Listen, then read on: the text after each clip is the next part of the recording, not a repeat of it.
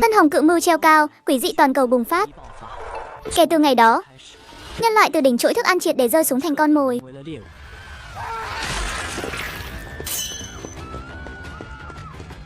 Chân cẳng nhanh lên chút, sắp tới nơi rồi. Chàng trai trẻ, giúp tôi với. Cút. Ngươi không có nhân tính, rồi sẽ không có kết cục tốt đâu. Mẹ nó, suýt chút nữa thì bị lão già kia hại rồi.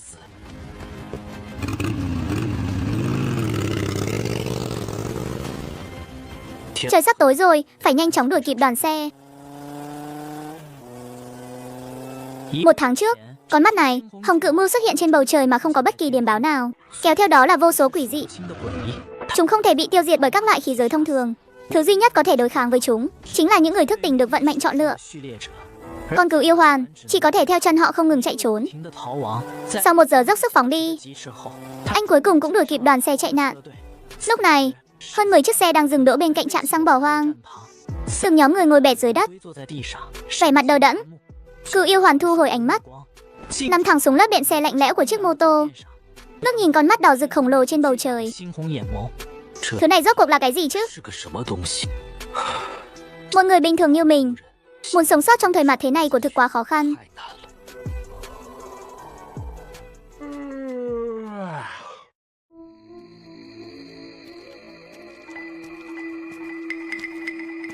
Khốn kiếp, lại tới trộm vật tư của mình. Đúng là hổ không gầm.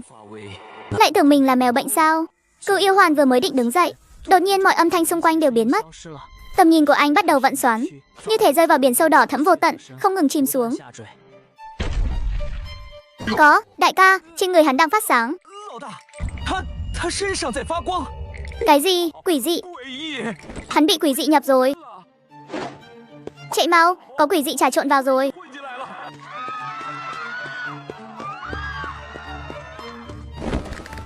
Ồn ào cái gì?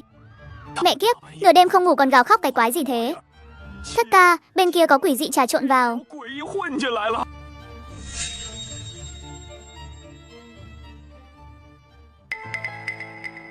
Hắn không phải quỷ dị, hắn đang thức tỉnh. Thức tỉnh cái gì? Cậu ta sắp trở thành người thức tỉnh rồi. Dựa vào cái gì chứ? Thằng nhóc này gặp vận may chó ngáp phải rồi sao? Thật là không công bằng chút nào. Thất ca, hay là anh nhìn nhầm rồi? Chỉ là cái thằng nhóc ngốc nghếch đó, không thể nào đâu nhỉ? Sao hả? Người đang nghi ngờ phán đoán của ta?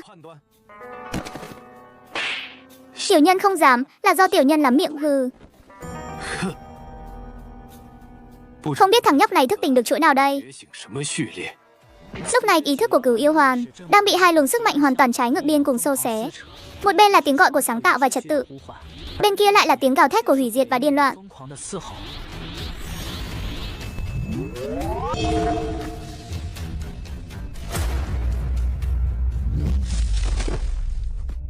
Ha ha ha ha. Đoàn xe của chúng ta giờ đã có 3 người thức tỉnh rồi. Sau này đi con đường hoang này cuối cùng cũng có thêm chút bảo đảm.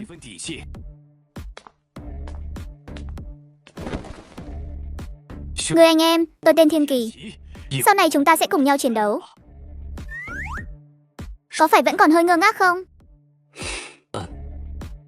Ha ha ha, mới thức tỉnh ai cũng có bộ dạng này cả. Cậu cứ từ từ tiêu hóa đi. Hẹn gặp lại vào ngày mai. Mẹ kiếp, nhìn cái gì mà nhìn? Chán sống rồi hả? Muốn cho người anh em mới thử uy lực của chuỗi sao? Theo tiếng quát của Thiên Kỳ, đám người như bừng tỉnh khỏi giấc mộng, lập tức giải tán như chim muông. Xung quanh lập tức yên tĩnh trở lại. Nhưng lòng cừu yêu hoàn lúc này lại không thể bình tĩnh được. Mình thế mà lại trở thành người thức tỉnh, hơn nữa còn là song hệ chuỗi. Ánh mắt anh rực cháy, tâm thần chìm sâu vào trong ý thức, nôn nóng nghiên cứu năng lực mới nhận được. Chuỗi, khí huyết, đặc tính, thao túng si dâu. Có thể điều khiển si dâu của bản thân biến hóa thành bất kỳ hình thái nào. Cái giá, mỗi ngày bắt buộc phải chứng kiến đủ lượng si dâu tươi mới. Nếu không lý trí sẽ bị dục vọng khát si dâu nuốt chửng. Chẳng lẽ sau này trước khi ra tay, mình còn phải tự trích ít si dâu ra sao? Đến lúc đó là mình bị thiếu si dâu thì tính sao đây? Khó nhằn đây, xem cái còn lại nào. Chuối, kỳ tích. Đặc tính 1, tiềm năng vô hạn, có thể ràng buộc với một vật phẩm, khiến nó nhận được tiềm năng nâng cấp vô hạn. Cái giá, cần cung cấp huyết nhục quỷ dị. Đặc tính 2, thăng hoa. Có thể tiến hành nâng cấp một lần cho mục tiêu bất kỳ. Cái giá, mỗi lần sử dụng phải hiến tế một phần mô của bản thân. Ôi trời, nâng cấp vô hạn. Cái này đỉnh thật đấy.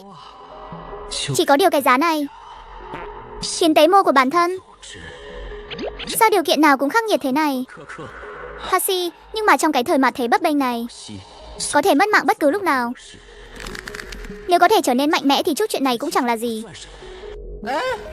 Nếu mình ràng buộc tiềm năng vô hạn lên chính mình, thì chẳng phải sẽ thăng thiên luôn sao?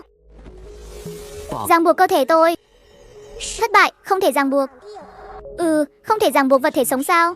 Vậy thì ràng buộc chuối, khí huyết. Thất bại, không thể ràng buộc. Mẹ kiếp, cái này cũng không được. Vậy thì mình ràng buộc. Cựu yêu hoàn lẩm bẩm trong miệng, ánh mắt đảo quanh một vòng trên người mình, cuối cùng dừng lại ở chiếc mô tô cũ kỹ kia. Người bạn già, chọn ngươi vậy. Ngươi là tài sản duy nhất của tôi đấy. Ràng buộc mô tô. Ràng buộc thành công. Mô tô hiện tại đang ở trạng thái có thể nâng cấp. Vui lòng chọn hướng nâng cấp 1. Lõi thép. 2. Lõi huyết thịt. Lõi thép à? Nghe tên chắc là cường hóa thuộc tính vật lý rồi. Kiểu như giác trụ hay lực va chạm gì đó. Trong cái thế giới sụp đổ này, một pháo đài di động đau thương bất nhập. Giá trị của thực là không thể đong đếm. Còn lõi huyết thịt. Huyết thịt à? Chuỗi khí huyết khác của mình. Nguồn gốc năng lực chính là si dâu. Nếu như hướng cường hóa của chiếc mô tô này có thể tạo ra liên kết với năng lực chuỗi của mình, thì chẳng phải sẽ nổ tung trời sao? Chọn nó đi, tôi chọn lõi huyết thịt.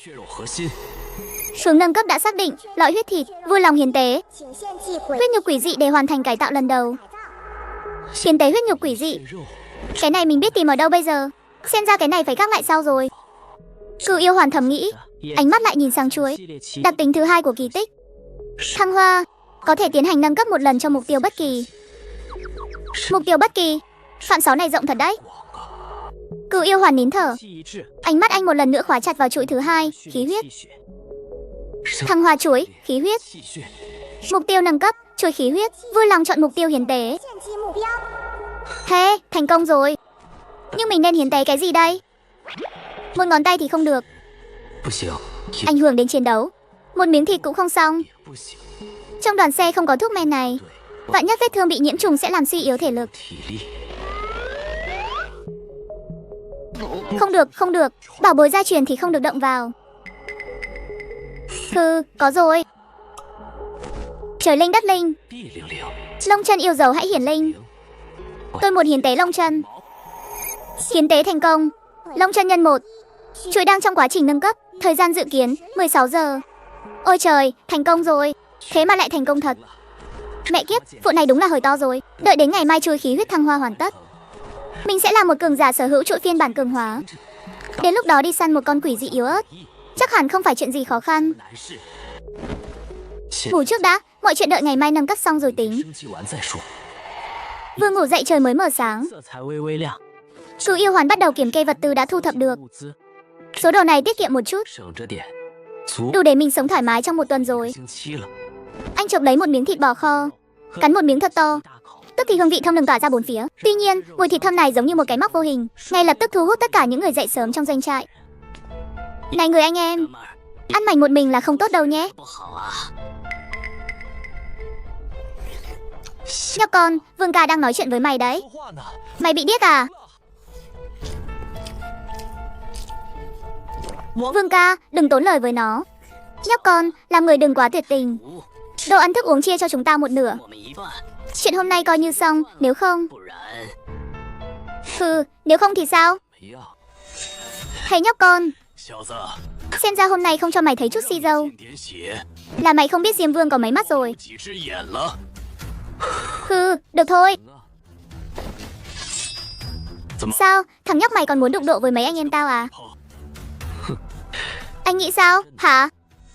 Ha ha, thằng nhóc này đầu óc có vấn đề à? Rạch một vết nhỏ mà muốn dọa được mấy anh em tao sao? Ha ha ha. Hả? Sao, cười đủ chưa? Vậy thì lên đường đi. Mặt thế thức tỉnh xong chuỗi, lên bờ việc đầu tiên là xử lý mấy kẻ tìm chuyện.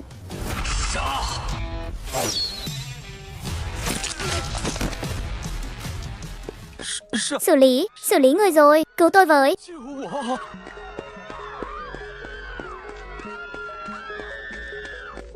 Vương đội, anh thấy thế nào? Sức mạnh chối rất mạnh. Ha ha ha, đi thôi, tới gặp chút.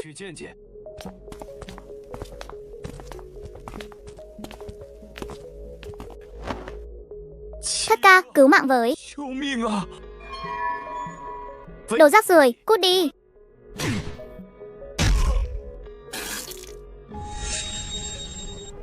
Người anh em, sáng sớm ra mà hỏa khí hơi vượng đấy nhé. Hừ. Một lũ không có mắt. Các anh có việc gì không? Ha ha ha, cũng không có chuyện gì lớn. Giới thiệu với cậu một người. Vị này chính là đội trưởng đội thần quang của chúng ta, Vương Ba. Chuỗi của Vương đội là vạn vật ngữ, có thể giao tiếp với bất kỳ vật phẩm không có sự sống nào. Đoàn xe dựa vào năng lực này mà tránh được nguy hiểm từ sớm. Bình yên vô sự trải qua 1 tháng này. Nhưng mà năng lực này cũng có cái giá của nó. Vương đội hiện tại không thể dùng cổ họng để nói chuyện trực tiếp, đều dựa vào những thứ khác làm vật truyền tin. Vương Ba, cựu yêu hoàn. Ha ha ha ha. Yêu hoàn huynh, chuỗi của tôi là hệ chiến đấu sở hình. Giờ không biểu diễn cho cậu xem được. Dù sao thì tác dụng phụ cũng khá lớn. Trong thời mạt thế lòng người khó đoán. Chuyện thức tỉnh xong chuỗi không thể tiết lộ ra ngoài. Đây có lẽ là con bài tẩy lớn nhất để mình an thân lập mệnh. Tôi cũng là hệ chiến đấu. Chuỗi là năng lực khí huyết. Vừa nãy chắc các anh cũng thấy rồi.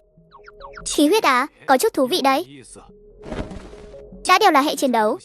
Vậy sau này chúng ta có thể lập đội đi săn quỷ dị rồi. Maymon, săn quỷ dị sao? Đúng vậy. Săn quỷ dị có tỷ lệ rơi ra nguyên liệu quỷ dị, có thể chế tạo thành quỷ khí. Thứ đó chính là bảo bối sở hữu năng lực đặc biệt đấy. Trong tay Vương đội nhà ta cũng có một món. Uy lực đó đỉnh lắm, quỷ khí ấy. Trở thành người thức tỉnh. Những điều này sau này cậu sẽ từ từ biết thôi. Thiên Kỳ, vật tư của đoàn xe không còn nhiều nữa. Trước mắt cứ chỉnh đốn đoàn xe đã. Chiều nay xuất phát. Rõ. Yêu hoàn huynh, lát nữa nói chuyện sau nhé. Buổi chiều, đoàn xe chậm rãi tiến về phía trước trên đường. Cửu yêu hoàn cưỡi mô tô, thong thả bám theo phía cuối đoàn xe. Cái thời tiết quỷ quái này không phải là sắp mưa đấy chứ?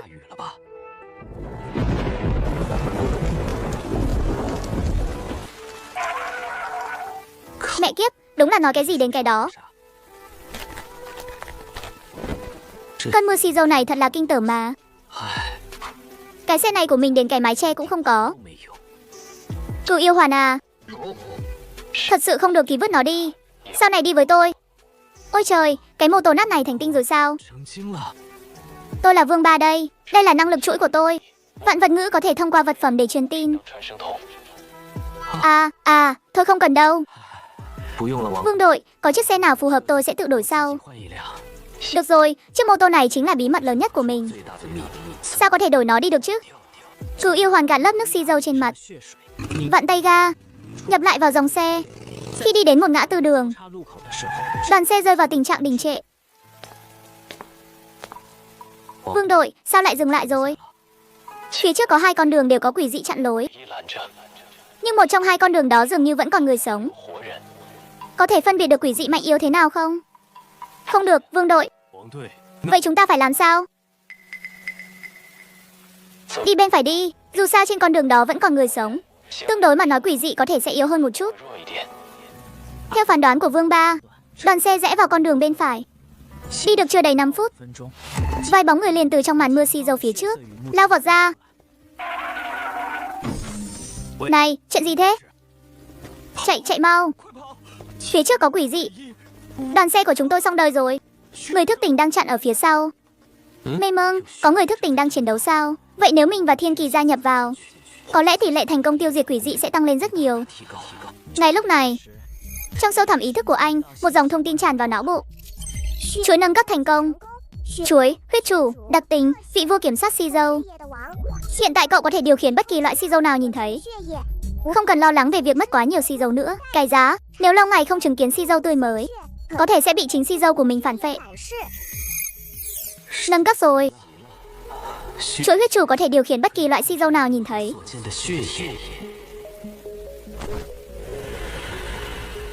Ôi trời, đỉnh thật đấy. Nhìn cơn mưa xì dầu ngập trời này xem. Chẳng phải là nguồn dùng không bao giờ cạn sao? Ha ha ha. Thiên Kỳ, có muốn làm một vố lớn không? Thử, làm vố lớn. Ngay bây giờ à? Đúng vậy. Giờ đi hội ngộ với con quỷ dị đó chút. Tôi có thể điều khiển xì dầu. Đợi mưa xì dầu này tạnh thì sẽ không còn cơ hội này đâu. Vương đội, anh xem. Đi đi, cẩn thận một chút. Trời à, năng lực chuỗi này của Vương bà có khác gì một cái máy nghe lén di động đâu chứ. Xem ra sau này làm việc gì cũng phải thận trọng một chút rồi. Hey. Yêu Hoàn huynh, lên thôi. Vút. Hai người một trước một sau lao thẳng vào vùng mây mù màu xi dầu đó. Đi được chưa đầy 10 phút, liền nhìn thấy 3 sinh mạng đang chạy trốn. Mẹ kiếp, quỷ dị hình người cấp 2. Yêu Hoàn huynh, đây không phải thứ chúng ta có thể đối phó đâu. Quay về thôi, đợi đã. Tôi có nắm chắc. Cậu lấy gì mà nắm chắc chứ? Cho dù cậu có thể điều khiển mưa xi dầu, nhưng dù sao vẫn là người thức tỉnh chuỗi cấp 1. Đụng phải thứ này là bay màu đấy. Đừng có thể hiện quá đà. Nếu cậu sợ thì cứ đi trước đi. Mẹ nó, đúng là thằng điên. Lão tử sẽ đi nhặt xác cho cậu. Mẹ kiếp, nếu không phải các người cứ nhất quyết đòi quản lũ người sống sót chết tiệt kia, thì lão tử đã sớm chạy thoát rồi. Tình Vũ, cô còn mặt mũi nào mà nói thế sao? Nếu không phải cô cứ đòi đi con đường này, thì đội trưởng sao có thể ra đi chứ? Con nhóc tóc vàng, giả màn trách lão tử à? Lát nữa lão tử sẽ xử lý cô. Tình Vũ, cô.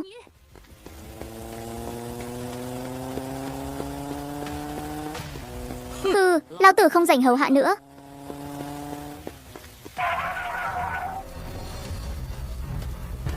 Người anh em, mượn chiếc xe này chút nhé. Tôi lấy 2 con nhỏ kia đổi với cậu.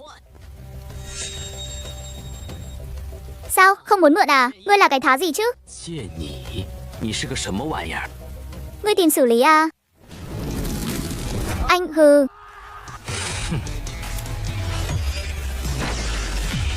Suy.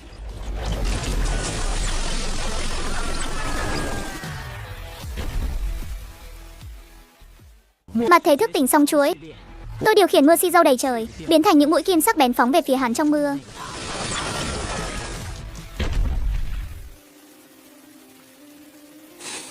Đúng là chán sống thật mà. Khương Nhã tỷ, anh ta đã xử lý Tình Vũ rồi.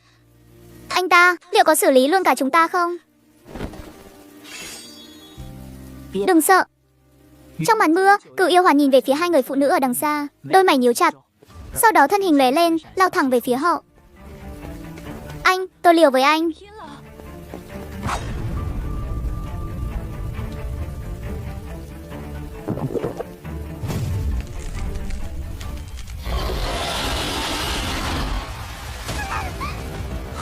Còn không mau đi đi. Cảm ơn, Tiểu mau đi thôi.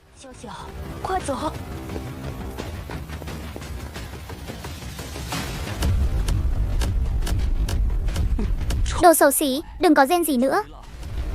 Tiểu gia sẽ chỉnh dung cho người trước. Cái diện mạo này của ngươi thực sự xúc phạm đến tôi rồi đấy. Sức mạnh của chuỗi bùng nổ quanh thân Cửu Yêu Hoàn.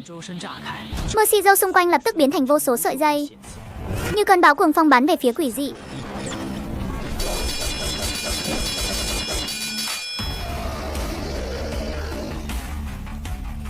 Có chút thú vị đấy. Thử thêm cái này xem.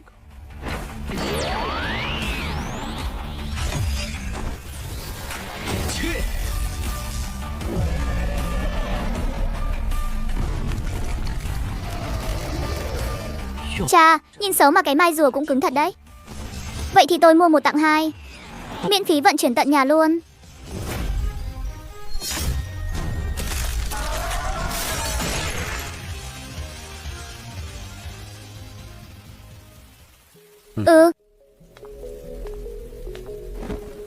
Chẳng lẽ đây chính là nguyên liệu quỷ dị sao? Lát nữa hỏi Thiên Kỳ xác nhận lại xem sao. He, tiếp theo có thể nâng cấp mô tô được rồi. Hiến tế thành công, vật phẩm ràng buộc đang trong quá trình nâng cấp, dự kiến cần 24 giờ. Xong rồi, thật mong chờ hình dáng của nó sau khi nâng cấp quá. Anh ta rốt cuộc là có năng lực gì vậy? Thật đáng sợ. Tiểu, đoàn xe không còn nữa rồi. Chúng ta cần tìm một chỗ rửa khác. Khương Nhã tỷ, ý chị là... Anh ta Đi thôi. Cảm ơn anh đã cứu chúng tôi. Cũng không phải vì để cứu các cô đâu. Vốn dĩ tôi tới đây là để tiêu diệt con quỷ dị này. Chỉ là tiện tay thôi. Cái đó, đoàn xe của chúng tôi đã tan rã rồi. Chúng tôi có thể đi theo anh không? Chuyện của đoàn xe không thuộc quyền quản lý của tôi. Anh Yêu Hoàn huynh, quỷ dị đâu rồi? Xử lý rồi. Ôi trời, con quỷ dị đó, thế mà đã bị cậu xử lý rồi sao? Hoàn tử, cậu làm thế này cũng nhanh quá rồi đấy. Xem đây là cái gì? Ôi trời, rơi ra nguyên liệu quỷ dị rồi này. Đi, đừng có keo kiệt thế, chạm vào một cái cũng có mất miếng thịt nào đâu. Đúng rồi, họ muốn gia nhập chúng ta. Người đẹp, ở cái thời mặt thế này đi theo anh đây tuyệt đối an toàn. Ây da, anh không ăn thịt người đâu, đừng sợ. Hai cô là người sống sót hay là người thức tỉnh? Người thức tỉnh. Ái cha, hóa ra là người mình. Thất lễ quá. Chào mừng hai vị quý cô người thức tỉnh đáng kính gia nhập đội thần quang của chúng tôi.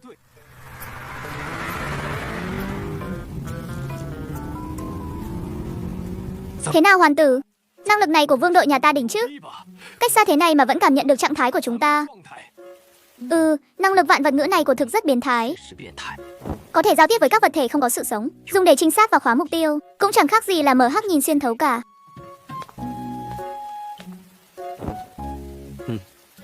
Tới đây, làm quen một chút. Vị này là đội trưởng Vương Ba của chúng ta. Hai vị này là thành viên mới gia nhập, đều là người thức tỉnh. Tôi tên Khương Nhã, năng lực chuỗi là công giản, có thể chế tạo nguyên liệu rơi ra từ quỷ dị thành vũ khí hoặc đạo cụ có hiệu ứng đặc biệt. Em tên Trần Tiểu, năng lực chuỗi là thủy nguyên tố, có thể tạo ra nguồn nước tinh khiết từ hư không. Công giản, nguồn nước sao? Ôi trời, phát tài rồi, lần này chúng ta thực sự nhận được bảo bối rồi. Hoàn tử, món nguyên liệu quỷ dị mà cậu vừa nhận được ấy, có thể chế tạo thành quỷ khí được rồi. Có được không? Được chứ? Ôi trời, tốt quá rồi. Ha. Đoàn xe của chúng ta bây giờ của thực là ngũ tạng câu toàn rồi. Này, hai người các anh đi chen chúc với người khác đi, nhưng xe cho hai vị quý cô đây lái. Được thôi. Cái đó, chúng tôi không thạo lái loại xe này lắm. Có thể làm phiền anh, không muốn mất mạng thì tự mình học lấy đi.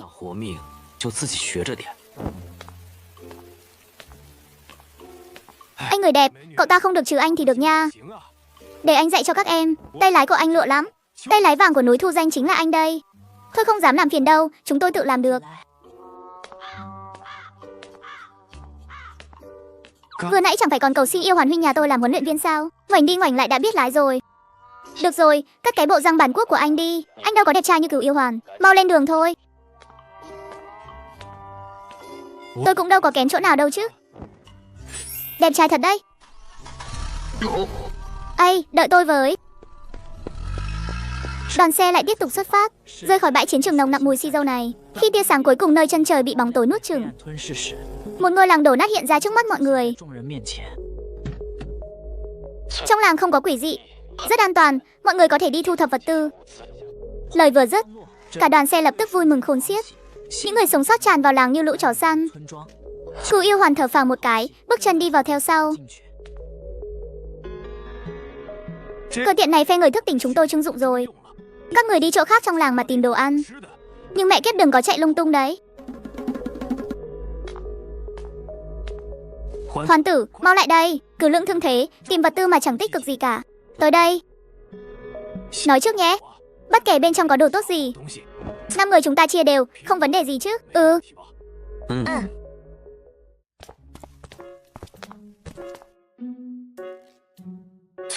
Tiếc thật, trước đây chắc chắn là một đại mỹ nhân.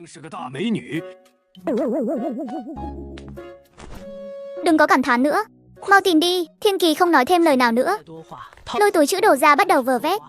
Chưa đầy 10 phút, những thứ có thể ăn và dùng được trong cửa hàng tiện lợi đều bị quét sạch. Và ngay lúc này, Vương Ba đột nhiên lộ vẻ hốt hoảng. Có thứ gì đó đang tiến lại đây, số lượng rất nhiều, mau chạy đi, ôi trời. Mấy người nhanh chóng lao ra ngoài cửa. Gần như cùng lúc đó, tất cả xe cộ đang đỗ ở đầu làng, mọi nơi đều vang lên mệnh lệnh của Vương Ba.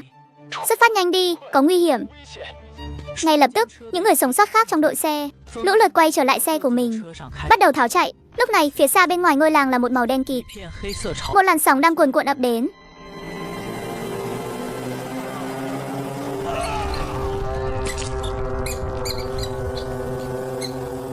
Tiêu rồi, toang thật rồi. Mặt thế thức tỉnh song hệ. Tôi điều khiển mưa huyết khắp trời, xử lý lòng người. Quỷ dị xuất hiện khi đang thu thập nhu yếu phẩm. Đột nhiên bầy chuột tấn công. Anh!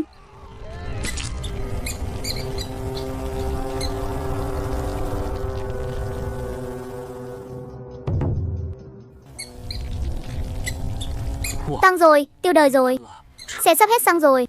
Đám không não này sao vẫn còn đuổi theo vậy?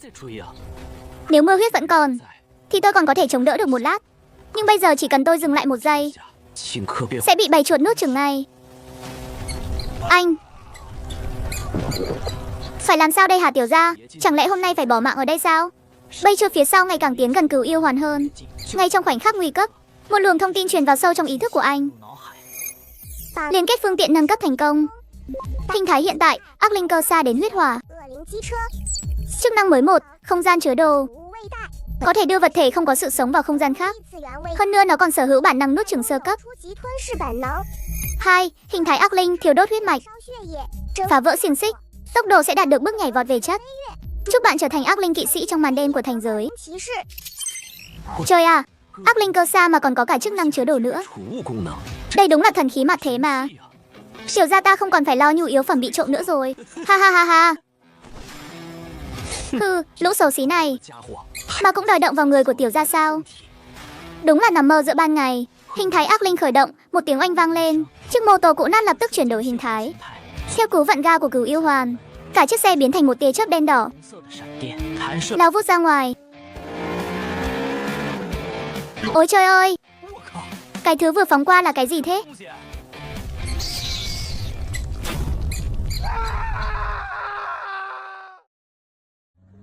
Trong hình thái ác linh, Cửu Yêu Hoàn duy trì được 3 phút. Sau đó tốc độ đột ngột giảm mạnh. Hạ tiêu rồi. Năng lượng trên thân xe đã tiêu hao hết nhanh như vậy sao? Thế này thì hỏng bét rồi còn gì. Phía sau tôi vẫn còn fan cùng đuổi theo kìa ư. Sao bọn chúng lại dừng lại rồi? Bầy chuột đang điên cuồng lao tới ở phía xa bỗng đứng khựng lại, giống như bị một bức tường vô hình chặn đứng. Và người sống sót bị nuốt chửng kia lại đang vật lộn xông ra từ trong ổ chuột đen kịt. Vậy mà vẫn còn giữ được mạng. Chuyện này thật vô lý. Phải đuổi theo đội xe trước đã. Xoay cổ tay vặn hết ga, lao nhanh về phía đội xe. Nửa giờ sau, ở cuối con đường, cuối cùng cũng hiện lên những bóng dáng loang lổ của đội xe.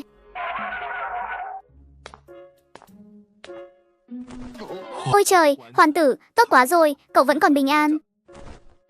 Nói bậy bạ gì đó. Mạng tiểu gia lớn lắm. Hi hi, chiếc mô tô rách này đừng đi nữa. Để tôi bảo mấy người sống sót nhường cho cậu một chiếc xe địa hình. Cứ cười cái khối sắt này mãi. Thật sợ có ngày cậu bay màu mất. Không cần đâu. Đổ đầy xăng cho xe tôi là được.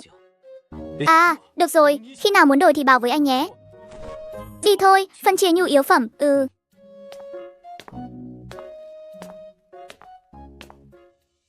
Anh ơi, anh có nhìn thấy ba em không? Ba em đi một chiếc mô tô. Sao em không ở cùng với ba? Ba nói đi tìm đồ ăn, bảo em đi theo ông Vương trước. Ba nói ba sẽ đến đón em.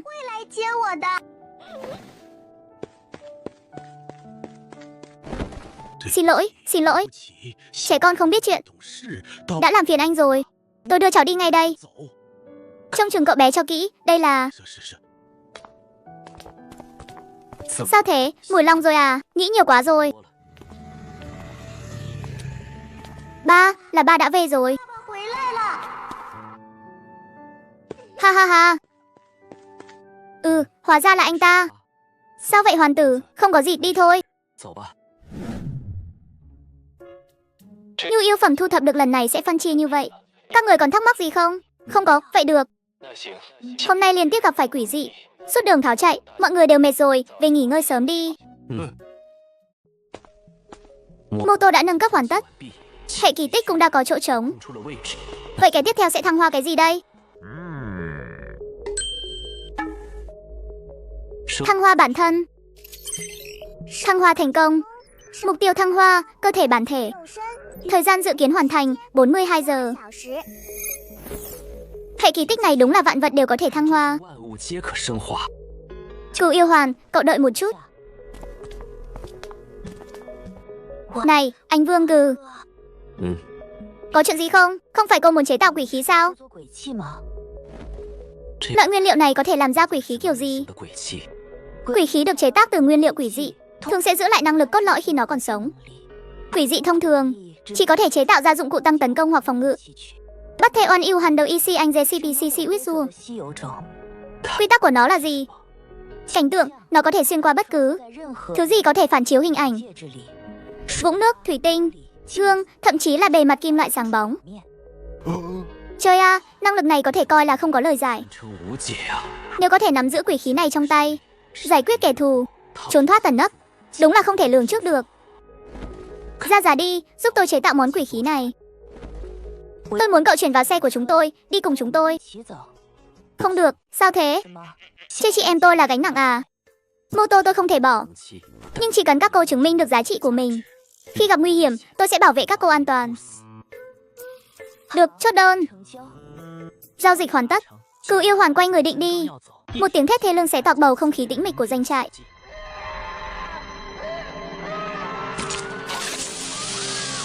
Ba, ông nội. Chuyện gì vậy? Sao hỗn loạn thế này? Trời à, có người sống sót bị biến dị rồi. Chết tiệt, dám làm loạn trên địa bàn của ông đây sao?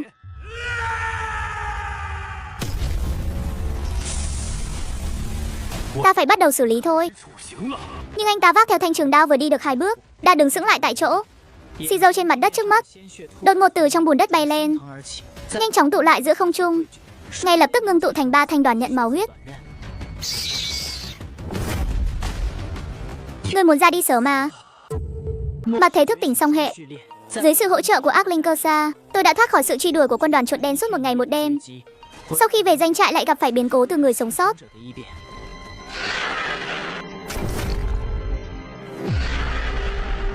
Ngươi chán sống rồi.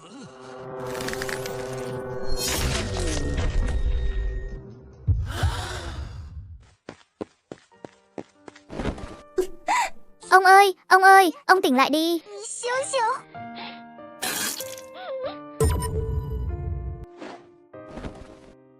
Chạy mau, ông ta đã bị lây nhiễm rồi. Anh ơi, cứu ông nội em với. Ông em đã được giải thoát rồi. Anh nói dối. Ông ơi, ông tỉnh lại đi. Tiểu Vũ sẽ ngoan. Tiểu Vũ sau này sẽ luôn nghe lời ông. Tiểu Vũ đây mà.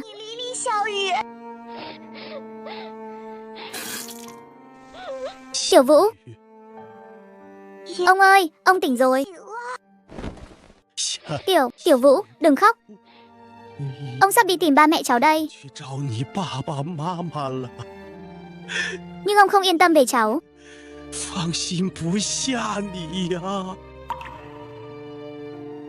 Ngay lúc đó, trên cánh tay ông lão đột nhiên mọc ra một bảng lông tơ đen kịt, lập tức bao phủ lên cổ ông.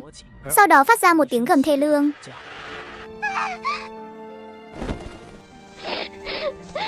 Ông ơi, ông nội.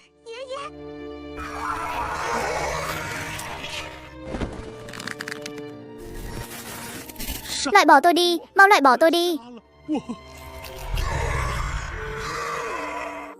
Đối mặt với tình cảnh trước mắt, trong đôi mắt lạnh lùng của Cửu Yêu Hoàn, cuối cùng cũng xuất hiện một vết nứt.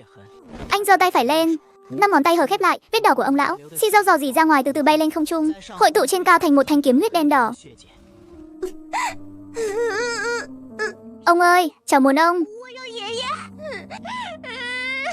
Ồn quá, im đi. Bịt tai lại, úp mặt vào vai anh.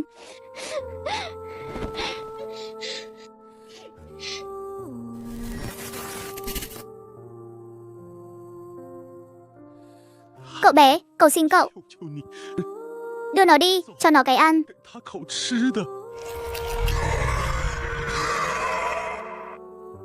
Được.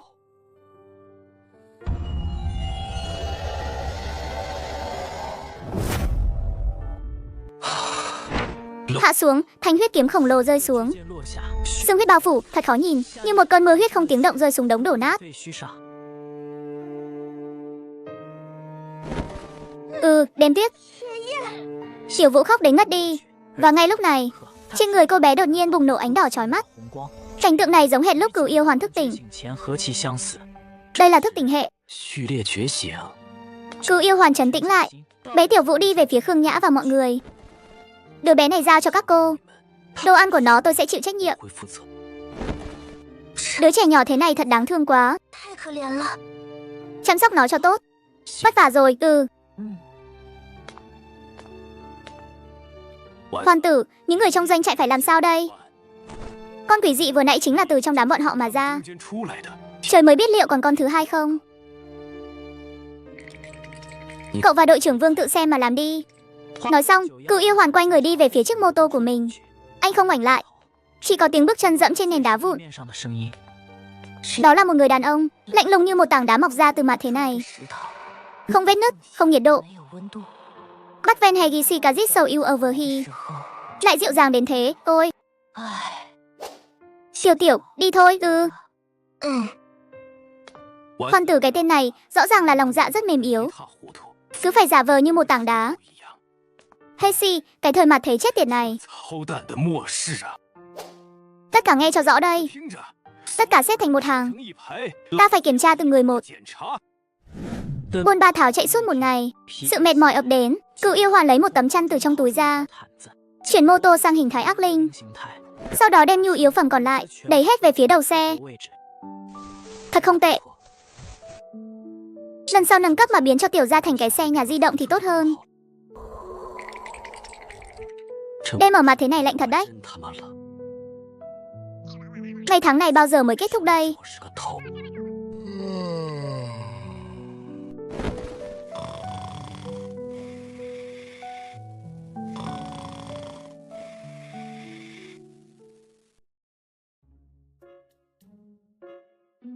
Trời à, cái này mà là mùa thu sao? Mông của lão tử sắp đóng băng rồi. Còn để cho người ta sống nữa không hả? Thiên Kỳ, cái đồ nhà cậu. 你大爷的！ Sáng sớm đã gào thét cái gì thế? Trời ơi Hoàn tử, cậu kiếm đâu ra chiếc mô tô này thế? 这摩托 Hôm qua chẳng phải vẫn đang cười cái đồ nát kia sao? Tối qua tự lẻn ra ngoài tìm nhu yếu phẩm hả bư? 物资了，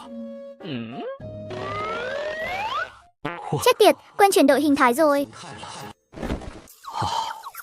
Đúng thế, chiếc xe rách đó cứ bị các cậu cười nhạo mãi. 被你们嘲笑。 Tối qua tôi đi quanh đây tìm một chút. 找 Không ngờ vận may bùng nổ, với được một chiếc tư. 嗯， Không tệ, không tệ, ngoại hình này oách thật đấy. Bắt ít AC City nát AC Git AC Captain Wang AC Motorhome. Sang xe lão Vương ngồi một lát, tận hưởng chút đi.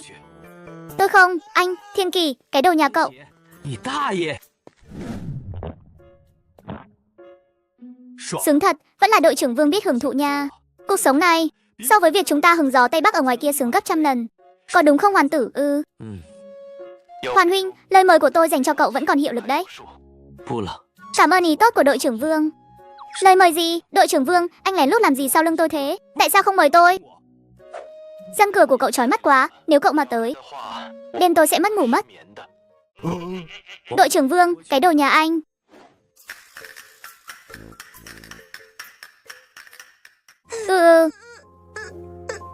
Ba, ông nội. Em muốn ông nội. Anh. Tiểu Vũ tỉnh rồi, tôi đi xem đây, cùng đi đi. Cô bé thức tỉnh rồi. Hãy hướng thần minh hướng nguyện. 向神明许愿， Mỗi ngày có thể cầu nguyện với thần linh một lần. Thần linh có thể cầu nguyện hiện tại là thực thần. 食神 Ăn thực phẩm do thần ban cho, cơ thể sẽ nhận được lợi ích không ngờ tới. 的好处， Bắt thay vào ra CEC Zat Hisi Hon Lap Un Bikaman Fortunate. 将变得不幸。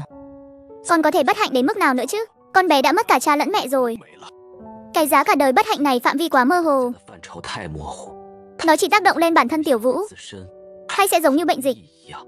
lan sang tất cả những người xung quanh con bé. Vẫn chưa thể biết được. Vậy chúng ta, mặc kệ các người nghĩ thế nào, tôi đã hứa với ông nội con bé thì sẽ thực hiện lời hứa, sẽ không bỏ mặc con bé. Nếu có ý kiến gì, tôi có thể đưa con bé rời đội. Cứ yên tâm mang theo đi, chỉ là một cái giá xa xăm mơ hồ thôi mà. Sống trong mặt thế này, chẳng phải bản thân nó đã là nỗi bất hạnh lớn nhất rồi sao?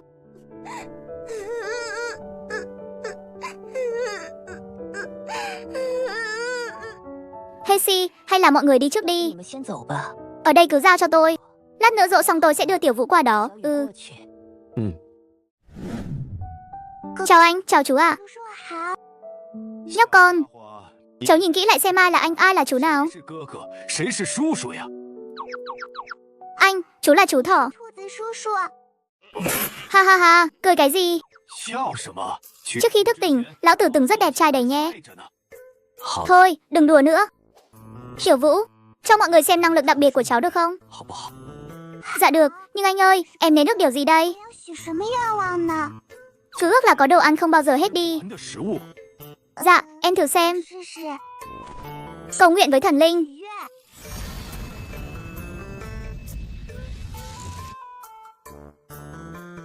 Chú kia nói với em rằng đừng mơ những giấc mơ không thể thực hiện.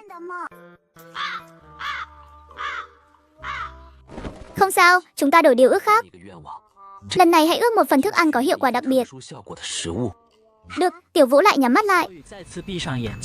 Lặp lại nghi thức vừa rồi. Một lát sau, không khí giữa bàn hơi biến dạng. Một miếng bánh ngọt nhỏ bằng bàn tay bỗng nhiên xuất hiện. Một mùi hương ngào ngạt lập tức tỏa ra, lấp đầy cả chiếc xe. Trời ơi, thơm quá đi mất. Bánh kem này chúng ta chia nhau nhé.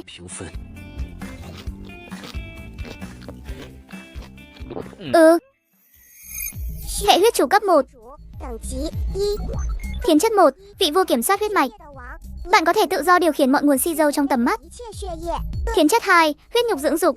Bất kỳ sinh vật sống nào bạn săn được, tinh hoa huyết nhục của chúng sẽ bồi bổ cho cơ thể bạn, tăng cường thể chất cho bạn. Cái giá đã được xóa bỏ. Cái giá đã biến mất, hơn nữa còn có thêm một đặc tính. Mặt thế thức tỉnh xong hệ. Tôi ăn thực phẩm thần ban cho để thăng cấp hệ. Hệ huyết chủ cấp 1.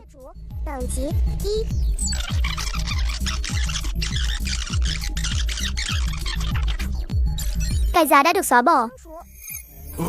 Cái giá đã biến mất, lại còn có thêm một đặc tính. Ánh mắt của Cửu Yêu Hoàn lướt qua những người còn lại. Gương mặt họ chuyển từ say sưa sang kinh ngạc rồi đến phấn khích tột độ. Lúc này anh nhận ra một cách rõ ràng, hệ của tất cả mọi người đều đã thay đổi. Nói cho anh biết, năng lực của em có thay đổi gì không? Dạ, không có ạ.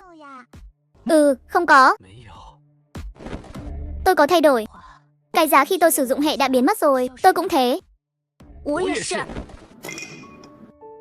Cậu tốt thật đấy. Đội trưởng Vương, anh có thể nói chuyện được rồi. Chào mọi người. Để tôi tự giới thiệu lại bản thân. Tôi tên là Vương Ba. Tốt quá rồi, đại ca tôi có thể nói chuyện được rồi. Tiểu Vũ, đồ ăn ước được này đúng là đỉnh thật sự. Đợi đã, hệ của mọi người ngoài việc mất đi cái giá thì bản thân không có thay đổi gì sao? Không có, Hoàn huynh, chẳng lẽ cậu... Hệ của tôi có thêm một đặc tính. Loại bỏ sinh vật sống có thể tăng cường sức mạnh của bản thân. Ôi trời, cái này cũng bá đạo quá rồi đấy. Tiểu Vũ, em nói thật với anh đi. Có phải thấy chú Yêu Hoàn đẹp trai quá nên lén lút ưu tiên cho chú ấy không? Anh không đẹp trai sao? Răng cửa của anh không chói sáng sao? Ưu tiên gì chứ? Không có đâu ạ. Chú Thọ ơi. Tại sao chứ? Thật không công bằng. Tại sao chỉ có hoàng tử được thăng cấp xịn sò như thế? Tôi cũng muốn có kỹ năng mới vàng chóe. Thôi được rồi, hôm nay xong hỉ lâm môn. Tôi đã nói được, còn Hoàn huynh lại thăng cấp kỹ năng mới. Tôi bao tất, lôi rượu ngon trong kho ra, không say không về. Ê lão Vương, chính anh nói đấy nhé. Hôm nay nhất định phải uống cho anh phá sản mới thôi. Trong xe, mọi người nâng ly chúc mừng. Mà ở bên ngoài xe, mùi hương của món quà thần ban này đã sớm vượt qua hoang mạc, xuyên qua những đống đổ nát, lan xa tới tận trăm dặm. Anh tiêu xài ơi, thơm quá. Em cảm nhận được rồi, chỉ cần ăn được thứ đó, chúng ta chắc chắn sẽ ấp nở thành công. Tỏi đen, đừng mơ nữa. Anh đã tính qua rồi, thứ đó không có duyên với chúng ta đâu. Duyên cái con khỉ, nếu không nở ra được nữa, lão tử sẽ bị héo mất. Ngươi dám nhục mạ mẫu tặng đại nhân, ta vẽ vòng tròn nguyền rủa ngươi nở ra là một con gà trụ lông. Bớt lời đi, đi thôi.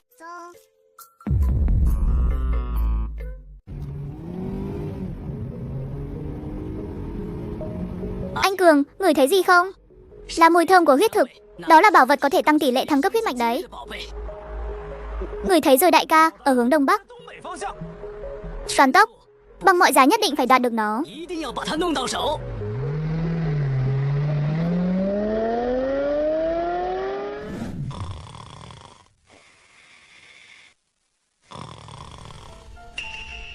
Mọi người tỉnh dậy đi, có một đội xe đang tiến về phía chúng ta.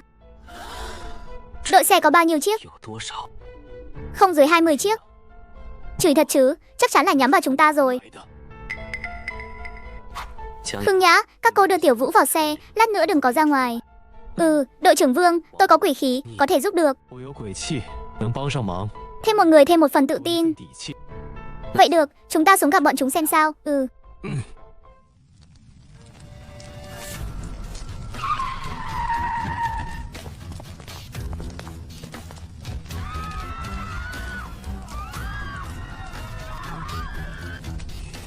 Đúng là làm kinh động đến bầy chim rồi. Giao huyết thạch thăng cấp hệ ra đây, hoặc là để chúng ta tự lấy. Mũi thính đấy. Đại ca, em là đã bị bọn chúng ăn sạch rồi. Ha ha ha, vậy thì cướp nhu yếu phẩm, cướp đàn bà. Lão tử là người thức tỉnh cấp 2, nghiền nát bọn chúng dễ như chơi. Hi hi hi, đại ca nói rất đúng.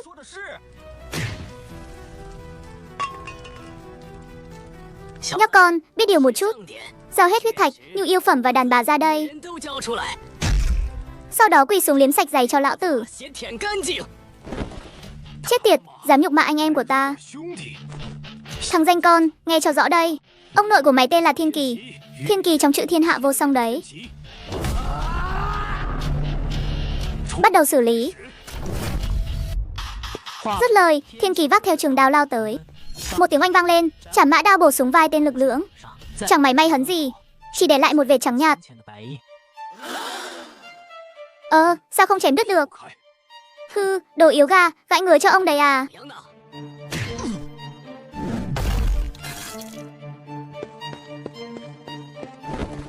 Tăng rồi hoàn tử, kèo này khó nhằn đấy. Hắn là người thức tỉnh cấp 2.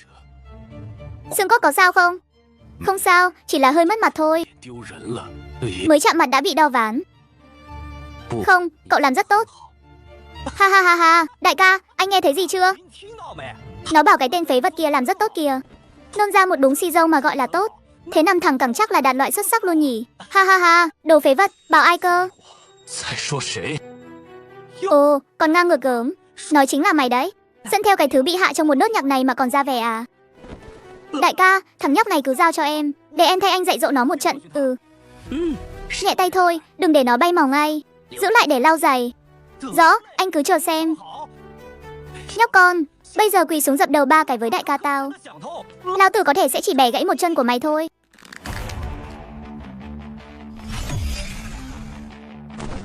Cút đi. Hạ ngươi dùng yêu thuật gì vậy? Thật lấy mạng ngươi đấy.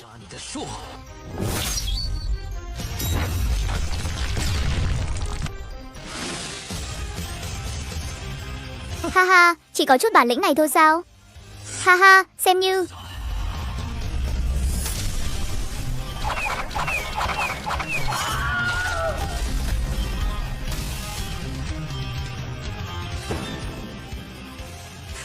Giờ còn muốn lau giày nữa không? Mặt thế thức tỉnh song hệ. Tôi điều khiển huyết mạch biến thành huyết thích, thủ tiêu những kẻ ngông cuồng đến cướp bóc.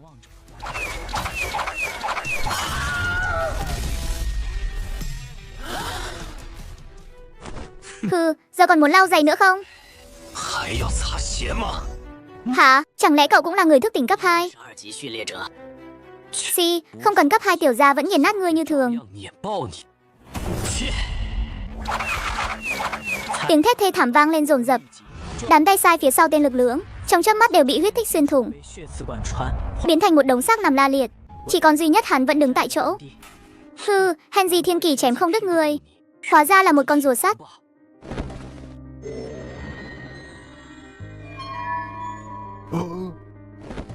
Anh bạn, cao nhân có gì từ từ nói. Cậu xem, năng lực điều khiển huyết mạch này thật hiếm thấy. Còn lớp da sắt này của tôi phòng ngự vô song. Hai ta mà hợp sức thì mà thế này chẳng phải sẽ xưng hùng xưng bá sao?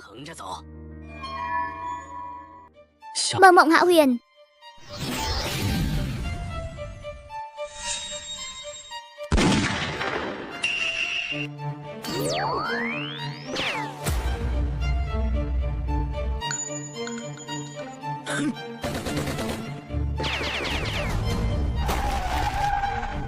Chết tiệt, đồ tiểu nhân nham hiểm. Hừ hừ, cái mai rùa của ngươi cũng cứng đấy nhỉ. Nhóc con, hôm nay cho mày mở rộng tầm mắt. Thế nào gọi là sức mạnh hệ thực sự?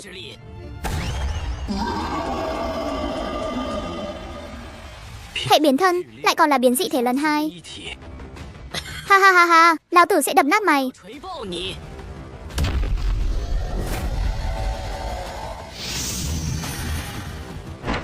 Thắng rồi.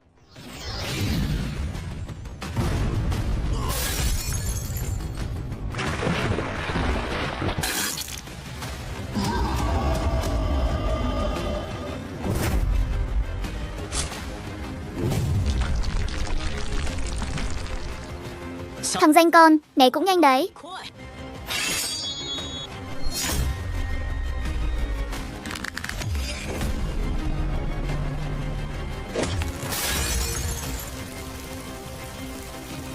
Hừ, chỉ thế thôi sao?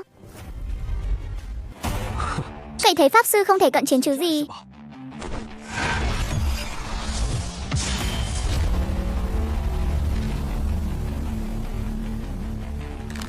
Thu. Lưới huyết đột ngột thu nhỏ theo động tác ngón tay của Cửu Yêu Hoàn. Những sợi chỉ huyết mảnh như tóc siết chặt vào người Cự Nguyên, cứa sâu vào da thịt. Cự Nguyên kinh hãi vùng vẫy, nhưng càng vùng vẫy, sợi chỉ huyết càng siết sâu, đi xa đi.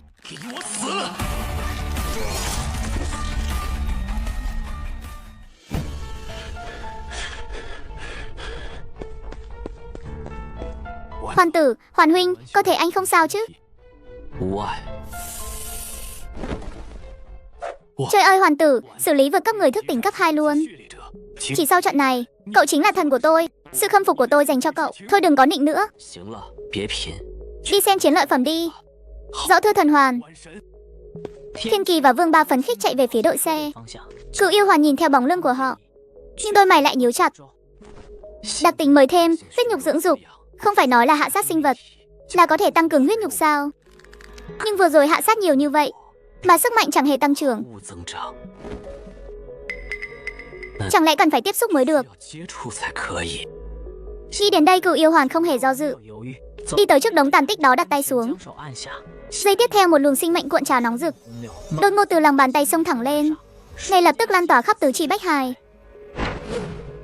Trời ơi, sướng thật. Quả nhiên cần phải tiếp xúc mới được. Xác nhận được cơ chế vận hành của huyết nhục tu dưỡng, Cửu Yêu Hoàn bắt đầu đi về phía những xác chết còn lại. Quy trình tương tự, nhưng luồng hơi ấm tràn vào của thực đã yếu đi nhiều. Xem giá chất dinh dưỡng hấp thụ được, tỷ lệ thuận với năng lực của mục tiêu.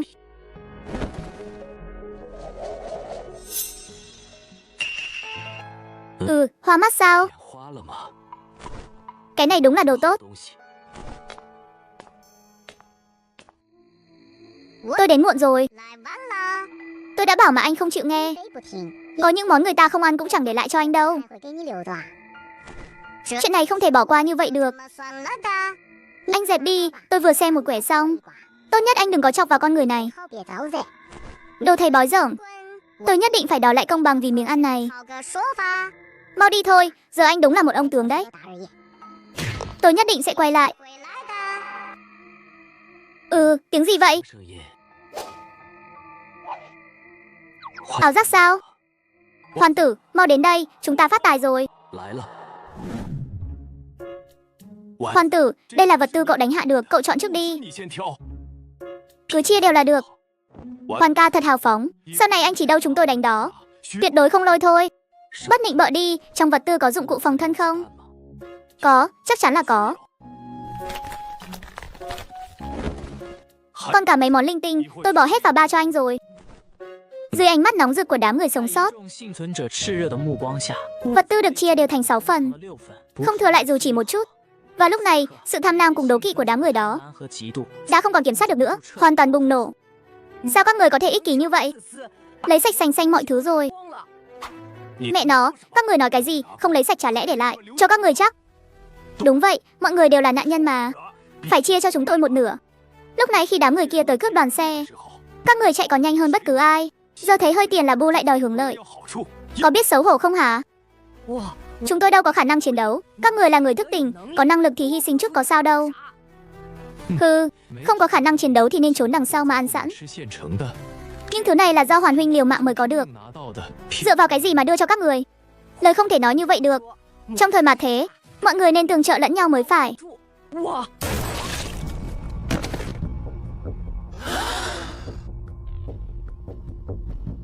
Ai còn muốn vật tư nữa? Bước ra đây. Thời mạt thế thức tỉnh xong hệ, tôi dùng sức một mình tiêu diệt đội xe thợ săn, thu hoạch được vật tư phong phú. Thế mà lại có lũ vô liêm sỉ đòi đến chia chác. Sao các người có thể ích kỷ như vậy? Lấy hết sạch mọi thứ rồi. Trong thời mạt thế, mọi người nên tương trợ lẫn nhau mới phải.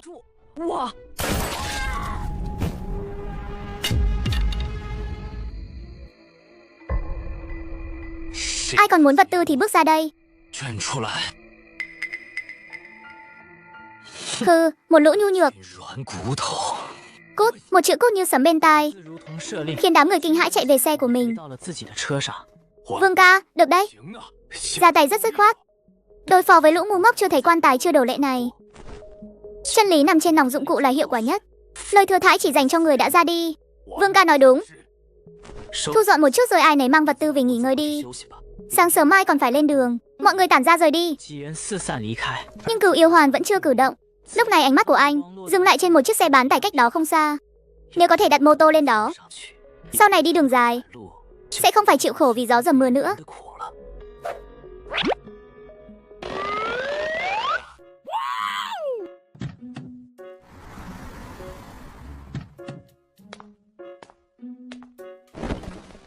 Trời ơi, đặc tính của huyết nhục từ dưỡng của thực rất đỉnh.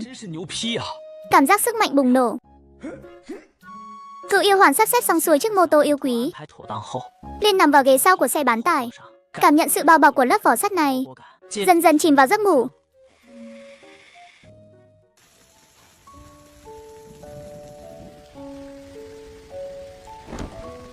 Mưa rồi, may mà tiểu gia đã đổi xe.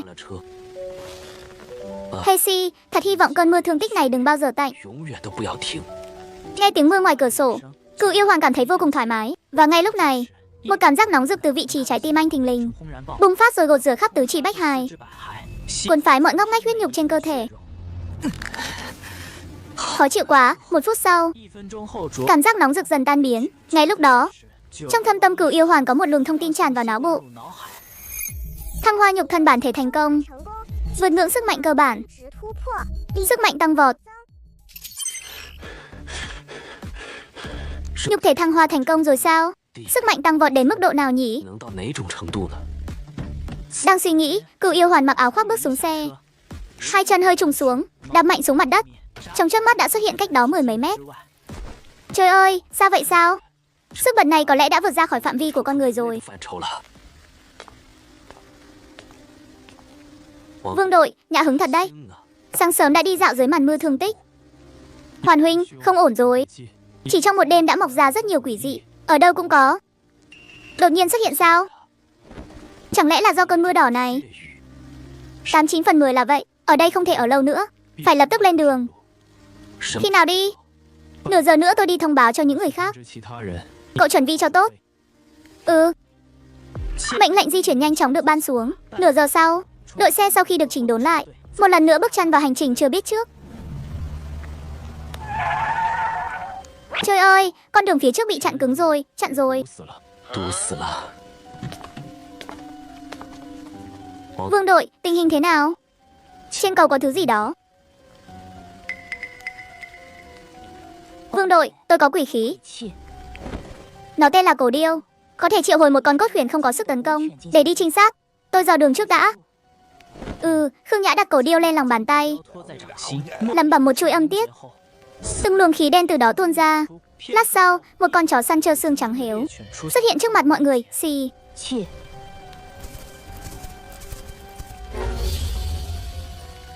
Anh, chuyện gì vậy? 怎么回事？ Các người có nhìn thấy thứ gì không? Không thấy. 没有，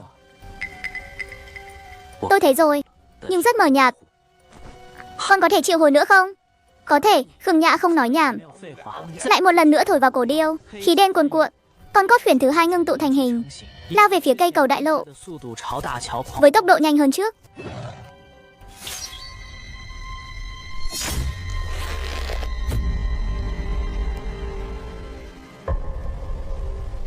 Trong xe buýt kìa, hừ. Cứ tưởng là thứ ghê gớm gì, 硬茬子， hóa ra là một kẻ hèn nhát không dám lộ mặt. Xem ta băm ngươi ra thành từng mảnh đây. Khoan đã, 等等，先 ép nó lộ diện trước đã. 逼出来， Lòng bàn tay cứu yếu hoàn đưa ra, hướng lên trên. Màn mưa đỏ khắp trời bắt đầu điên cuồng tụ về lòng bàn tay anh. Đi.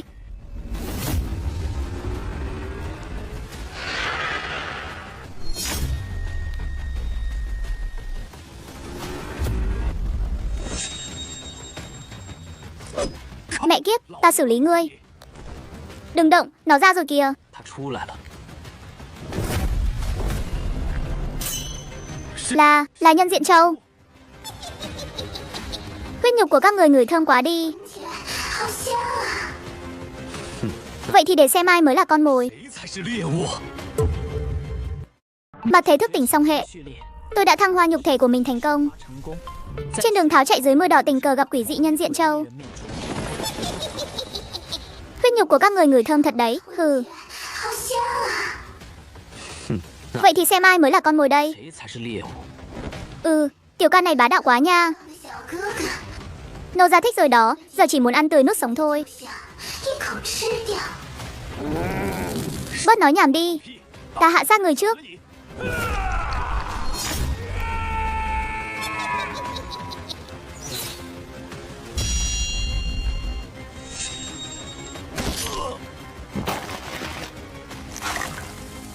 靠，有毒！ Độc. Ha ha ha ha, tên răng vẩu này tự dâng xác đến tận cửa. 大板牙自己送上门来。 Vậy thì ăn người trước vậy. Ăn bà nội người ấy.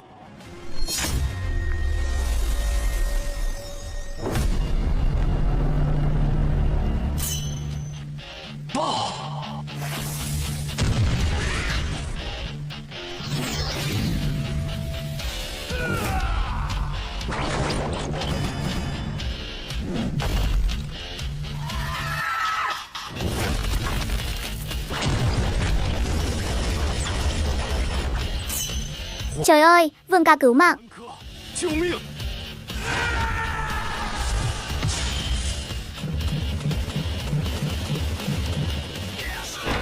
Vút.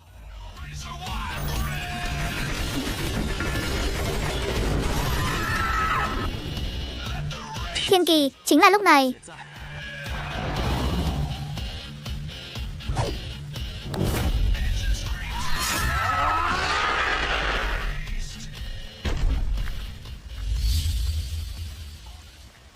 Phù, cuối cùng cũng kết thúc rồi.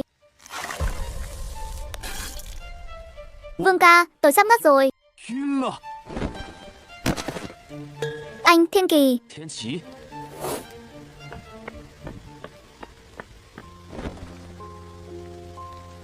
Thiên kỳ, cậu sao rồi? 你怎么样？ Hoàn ca, độc ngấm vào tim rồi, chắc tôi phải ra đi thôi. 我大概要交代了。 有 Cậu có nguyện vọng gì không? 愿望吗？ Tôi muốn. Anh đâu? Cậu muốn cái con khỉ, mơ đẹp đấy. 演够美， Thuốc giải độc chẳng phải ở trong túi cậu sao? Một câu nói của Vương Ba khiến bầu không khí đau thương tàn vỡ hoàn toàn. Cưu yêu hoàn nhìn chằm chằm Thiên kỳ như một ngọn núi lửa sắp phun trào. 山，偏奇，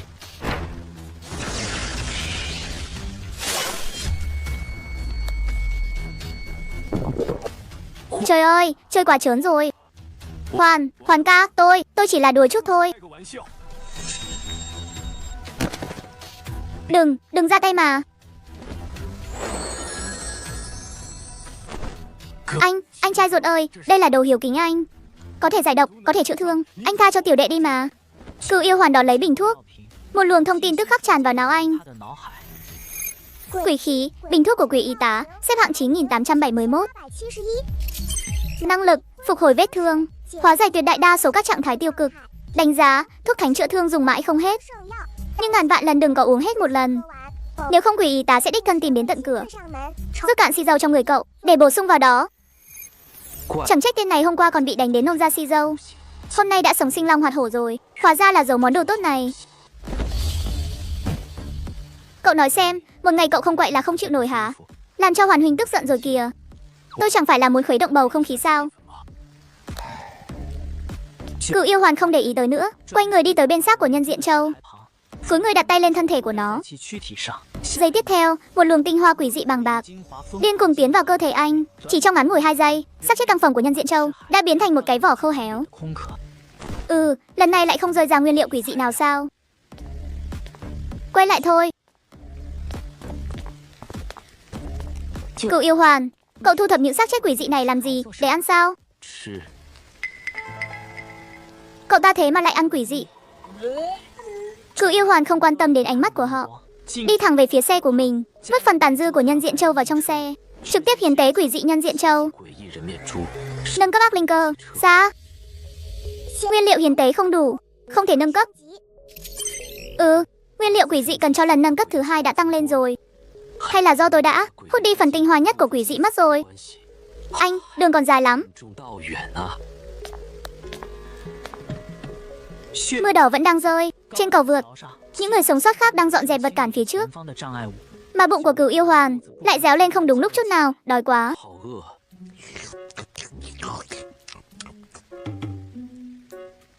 Đã ăn nhiều như vậy rồi, sao vẫn cảm thấy đói? Không ổn rồi. Cảm giác đói này không phải nhu cầu của dạ dày, mà giống như cơ thể sau khi tiến hóa đang khao khát năng lượng đặc biệt. Cứ tiếp tục như thế này, không bị quỷ dị tiêu diệt thì cũng bị cơn đói này làm cho phát điên.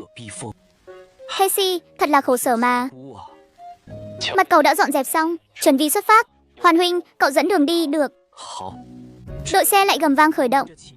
Khi đi đến giữa cây cầu, một cảm giác lạnh lẽo như bị giòm ngó đột ngột nảy sinh.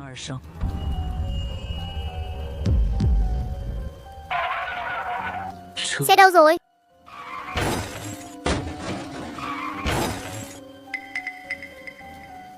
Cửu yêu hoàn sao tự nhiên lại phanh xe thế? Đúng thế Vương ca. 2 cái răng của em suýt thì bay ra ngoài. Hoàn Huynh, phía trước có tình trạng gì sao? Tôi vừa thấy đội xe biến. Khốn khiếp, có quỷ dị. Mà thấy thức tỉnh song hệ. Tôi khống chế thương tích và hạ sát Nhân Diện Châu cấp 2. Khi đội xe yên ổn đi lên cầu đại lộ, thì lại một lần nữa rơi vào bẫy của quỷ dị. Khốn khiếp, có quỷ dị. Hoàn Huynh, sao vừa rồi cậu đột nhiên biến mất thế?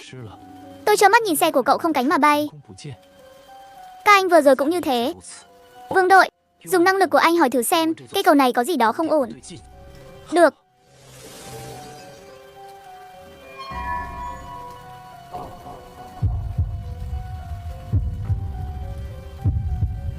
Hỏng rồi.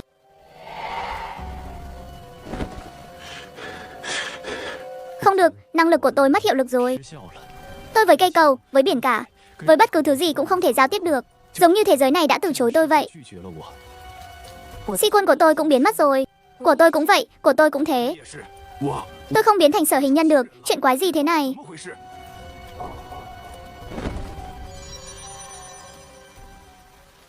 Năng lực si quân thực sự biến mất rồi sao? Lúc này hơi thở của Cửu yêu hoàn khựng lại một nhịp. Nghĩ đến việc đội xe lúc ẩn lúc hiện và si quân của tất cả mọi người biến mất, trong đầu anh lóe lên một ý nghĩ kinh hoàng. Năng lực của quỷ khí biến mất rồi, là quy tắc loại quỷ dị. Nó đã phong ấn năng lực si quân của tất cả mọi người. Đội xe lúc ẩn lúc hiện vừa rồi là nó đang trêu đùa chúng ta. Mọi người mau chạy đi, dùng hết sức băng qua cầu. Là quy tắc loại quỷ dị. Ngay lập tức động cơ của tất cả các xe gầm rú, phóng điên cuồng trên cầu với tốc độ tối đa.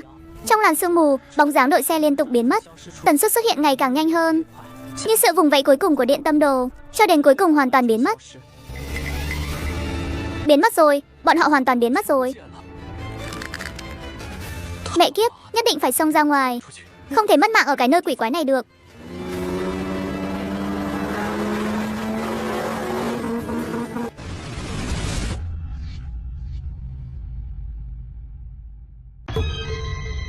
Gì thế này? Cầu đâu? Sao chỗ này lại là biển? 不是海。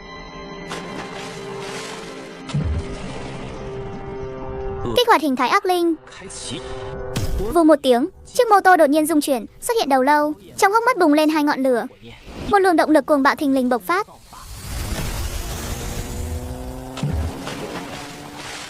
Đội xe chỉ còn lại một mình tôi. Vương Ba và bọn họ không rõ sống mất thế nào. Năng lực huấn luyện bị phong ấn. Năng lượng của ác linh cơ xa cũng chỉ duy trì được vài phút. Nhưng vùng biển này đến cả một cái cột mốc cũng không có. 想标都没有。 Xong đời rồi, sự tuyệt vọng từng chút một tràn lên tâm trí cựu yêu hoàn. 九妖丸的心头， Và ngay lúc này, vùng nước biển đen kịt đột ngột cuộn trào. Một bóng đen thon dài như thanh kiếm đâm xuyên mặt nước, 出 lao thẳng vào lưng anh. Khốn khiếp.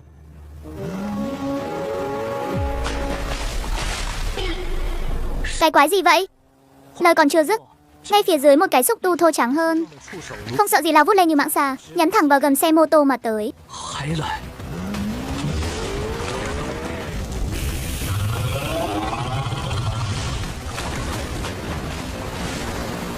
Nếu không có ác linh này, Tiểu Gia chắc có lẽ đã bỏ mạng ở vùng biển này lâu rồi. 在这片海里了。 Nhưng năng lượng của xe chỉ có thể duy trì.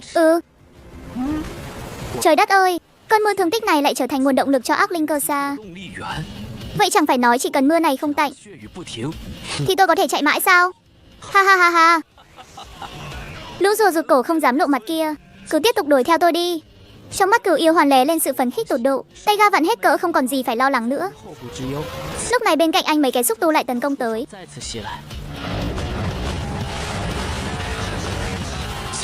Cũng chỉ có thế thôi sao?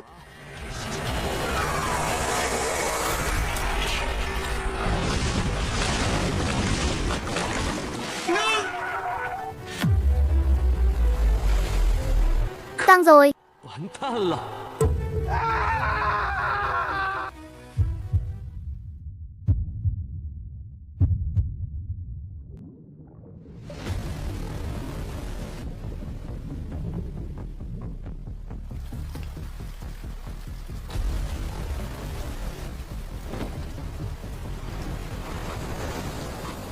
Sương mù biến mất rồi. Mấy cái xúc tu lớn trong biển cũng không thấy đâu nữa. Năng lực sĩ quân thế mà đã quay trở lại rồi. Không ổn, quá không ổn rồi. 不对劲了， Quỷ dị không bao giờ rút lui vô duyên vô cớ, trừ khi có thứ mạnh hơn đang tới. Đến rồi, chính là lúc này. 就在此时， Cửu yêu hoàng cảm nhận được một luồng khí lạnh sộc thẳng lên đại não. Anh đột một cúi đầu. Dưới đáy biển sâu, một bóng đen khổng lồ đến mức khiến người ta kinh hãi đang nhanh chóng trồi lên.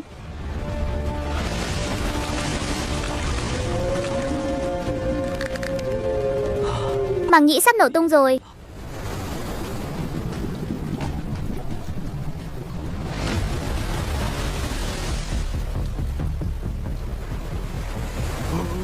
Trời ơi trời ơi. Ôi trời đất ơi mẹ tôi ơi. 我的妈呀！ Chạy mau. Gần như cùng lúc đó, 几乎同时， cửu yêu hoàn vặn gà hết cỡ. Ác linh cơ xa bùng nổ năng lượng, vạch ra một vệt sáng như sao băng trên mặt biển, điên cuồng lao về phía thành phố. 冲去， Lúc này Lục Nhãn Phi Ngư thong thả điềm nhiên đuổi theo phía sau. Từng cột nước áp suất cao bắn ra từ mắt nó, 射出 bắn chính xác xuống mặt biển bên cạnh cửu yêu hoàn, 面上 tạo thành những cột nước dội thẳng vào người anh. 砸下来，先 Suýt chút nữa đã hất văng anh từ trên xe xuống biển. Khốn khiếp, nó đang vờn mình.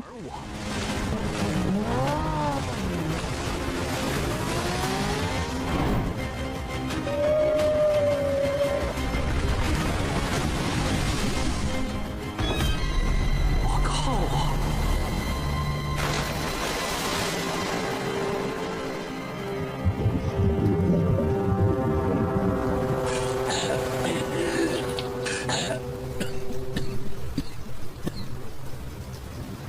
Mẹ kiếp, ta không chạy được thì chạy làm cái quái gì nữa. 那还跑个屁！ Đồ xấu xí, muốn chơi phải không? 玩是吧？ Vậy tiểu gia sẽ chơi với ngươi cho ra trò. 陪你好好玩玩。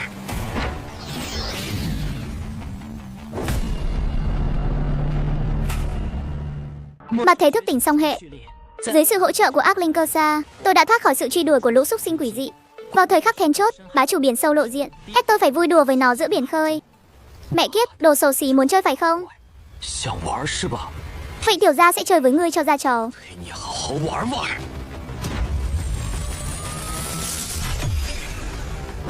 去！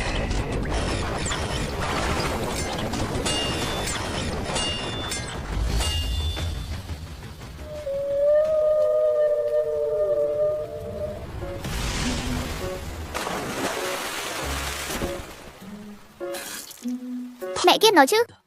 Đừng có cho ta ăn cá nữa. Tiểu gia bị dị ứng hải sản rồi. 过敏啊！ Tôi chịu hết nổi rồi.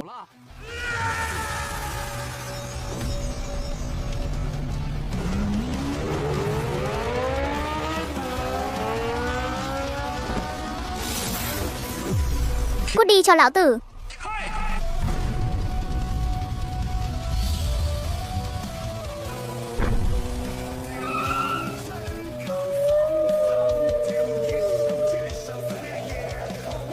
Dạy cho ngươi biết thế nào là lễ độ. Sai cái con khỉ mà sai. Lão tử xe rồi đây này. Đã sướng như vậy rồi. Vậy thì cho ngươi thêm chút gia vị nữa nhé. Cửu yêu hỏa lại một lần nữa giơ tay lên. Mưa thương tích khắp trời biến thành vô số huyết kiếm, như mưa bão từ trên trời giáng xuống. Lục nhãn phi ngư phát ra một tiếng gầm gừ sảng khoái.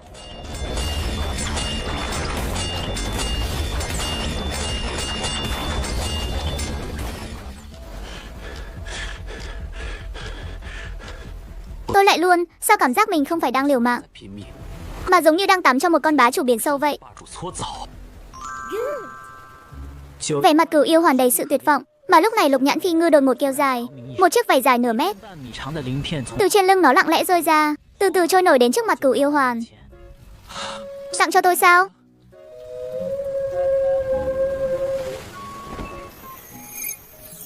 Nguyên liệu quỷ dị cấp cao nhất, lục nhãn vong linh, chứa đựng sức mạnh bản nguyên của bá chủ biển sâu. Trời ơi, nguyên liệu quỷ dị cấp cao nhất sao? Không ngờ chuyến đi thập tử nhất sinh này 亡命之旅， lại thu hoạch được câu duyên lớn đến thế. 缘。 Lúc này lục nhãn phi ngư lại kêu trầm xuống, giống như đang chào tạm biệt. Sau đó cơ thể nó từ từ chìm xuống biển sâu, 沉入深海消 biến mất không còn tăm hơi. Cửu yêu hoàn chạm vào chiếc vảy ấm áp, 片， rơi vào trầm tư. Món nguyên liệu quỷ dị cấp cao nhất này nếu đưa cho Khương Nhã, 交给江雅。 có lẽ có thể tạo ra một món quỷ khí kinh thiên động địa. 气 Nhưng nếu dùng nó để nâng cấp người bạn già của mình, 的老伙计， thì sẽ biến thành hình dạng thế nào đây?这 Lần này nếu không có ác linh cơ xa, tôi em là đã sớm trở thành chất dinh dưỡng trong đại dương này rồi. 养里的养料， Nghĩ đến đây, cửu yêu hoàn không còn do dự nữa. Hiến tế lục nhãn vong linh, nâng cấp ác linh cơ xa. Hiến tế thành công, bắt đầu nâng cấp. Thời gian dự kiến nâng cấp 23 giờ 59 phút 59 giây. Xong rồi, còn cần phải đợi 24 giờ nữa. Trước mắt phải rời khỏi vùng biển này đã. 开这片海。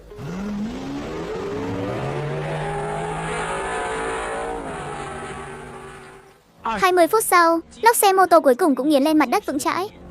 Cửu yêu hoàn không vội vàng vào trong, mà lái xe đến bên cạnh cầu, 到了桥头 cạnh một trạm gác bò hoang, 旁， tạm thời nghỉ ngơi. Cứ theo đà ăn uống này, nối vàng nối bạc cũng không đủ mất thôi. 先 Trước tiên ở chỗ này đợi bọn vương đội. 2 ngày sau nếu không thấy người, mình buộc phải rời đi. Sau khi nén lại cảm giác đói khát, sự mệt mỏi cực độ ngay lập tức bủa vây khắp cơ thể cửu yêu hoàn.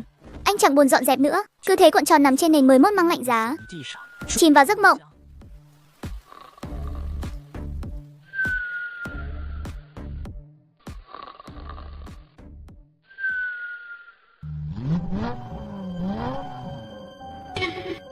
Có người trộm xe sao?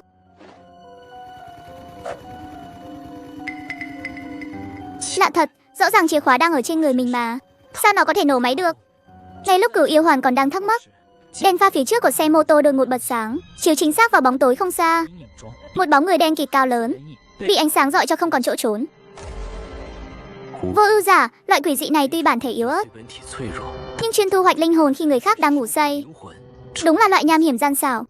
Hừ, muốn đánh lén tôi sao?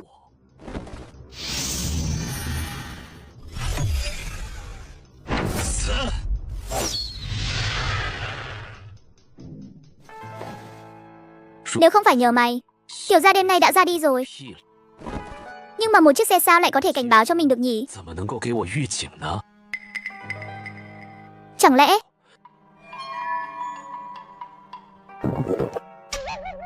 Mày có sinh mệnh rồi sao? 有生命了。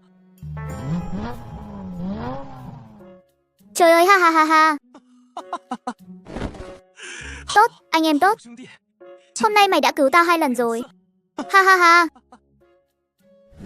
Trước mắt đã sáng ngày ra, cự yêu hoàn dựng một tấm biển ở đầu cầu. 牌子， Sau đó quay đầu xe lái về phía thị trấn tìm kiếm vật tư. 搜寻物资， Cứ như vậy, một người một xe, vơ vét bình an vô sự suốt cả một ngày. Cho đến khi túi chứa đồ của xe không còn nhét thêm được gì nữa, cự yêu hoàn mới quay lại trạm gác ở đầu cầu đại lộ. 今 Vật tư tìm được ngày hôm nay, đủ cho mình ăn uống trong hơn nửa năm rồi. Ha ha ha. Anh em, cạn một ly nào. Lúc này, cự yêu hoàn tựa vào thân xe mô tô lạnh lẽo, 车身上， nhìn ngọn lửa đang nhảy múa, thưởng thức sự yên bình hiếm có trong thời mạt thế này. Ngay lúc đó, một dòng thông tin hiện rõ trong tâm trí anh, 清晰浮现。 rằng buộc phương tiện nâng cấp thành công. Hình thái hiện tại, ác linh cờ xà nhiễm Shizo kinh hải. Năng lực 1, đai không gian chứa đồ, có thể đưa vật thể không có sự sống vào đai dị nguyên. Thức tỉnh bản năng thôn phệ sơ cấp. Thêm năng lực 2, thức tỉnh, có thể mô phỏng hoàn hảo hình dạng của bất kỳ vật phẩm nào bị nuốt chửng. Hình thái hiện có 1, hình thái ác linh đốt cháy Shizo. Thoát khỏi xiềng xích, tốc độ sẽ đạt được bước nhảy vọt, giúp anh trở thành ác linh kỵ sĩ trừng trị bóng đêm. 2, hình thái đang xuất thoát khỏi mọi xiềng xích. Mặt đất, mặt biển, bầu trời mặc sức tung hoành. Đánh giá, lần này do thủ hộ giả Thâm Hải, Vương Lâm của Lục Nhãn Phi Ngư thực hiện kế hoạch dung hợp sức mạnh Shizo, điều khiển nó đi trên biển. Không có sinh vật nào dám chọc giận anh. Gì vậy trời, thức tỉnh hải lục 03000 ha ha ha.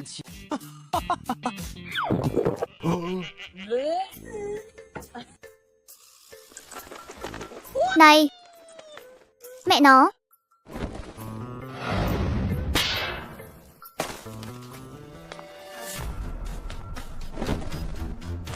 Lại đây bạn hiền, nuốt chửng hắn.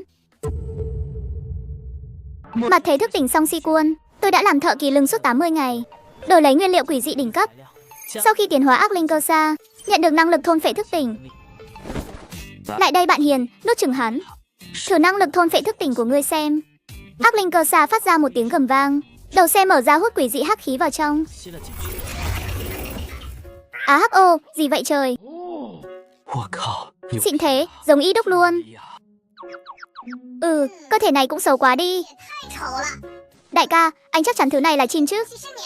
Tôi cảm thấy mình giống như một cục than có cánh vậy. Ha ha ha, xấu thì có hơi xấu thật, 丑了点， nhưng cũng khá đáng yêu. Đấy, cục than đen tròn vo. 圆滚滚， Hay sau này gọi người là hắc đàn nhé. 黑蛋吧。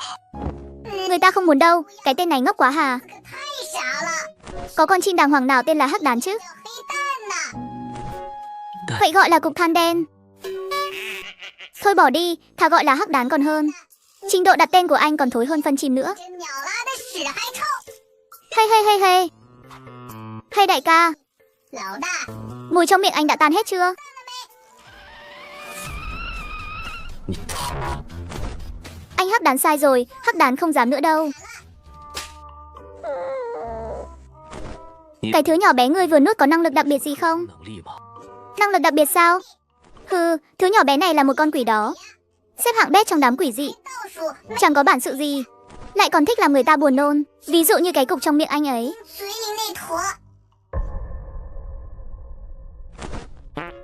Nhưng điểm tốt là có thể nói chuyện với đại ca.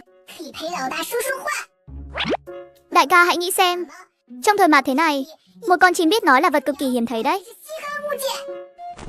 Ây, trong thời mạt thế này, 在这末世 có một con chim bầu bạn tâm sự cũng không tệ.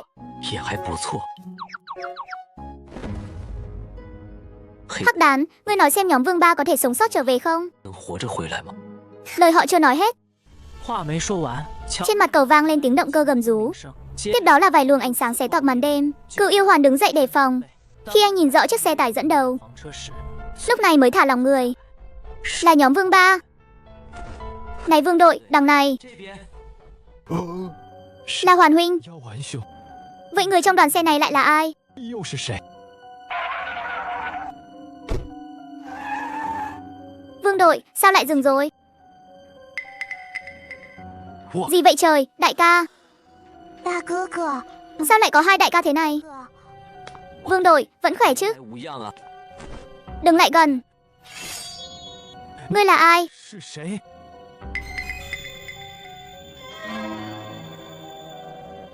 Ta là ai? Hắn là quỷ dị. Nhìn hình xăm của Cửu Yêu Vương đi. 九妖丸纹身看去， Một bóng người bước xuống từ xe của Khương Nhã, 上走了下来。 trực tiếp khiến anh đứng hình tại chỗ. Hêm. Chuyện gì thế này? Một tôi khác sao? Chết tiệt, cái tên phế vật kia làm ăn kiểu gì vậy? Chẳng phải nói đã xử lý xong hắn ở dưới biển rồi sao?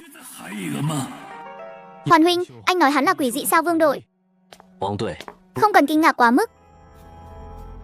Hắn chỉ là một con quỷ dị hèn mọn. Dám giả mạo mặt của ta sao? Hắn giơ tay phải lên. 他抬起右手， Nước xi dâu chưa khô trên mặt đất lập tức bị dẫn động, hóa thành hàng chục xi dâu nhận xẻ gió lao về phía Cựu Yêu Hoàn. 破空而去。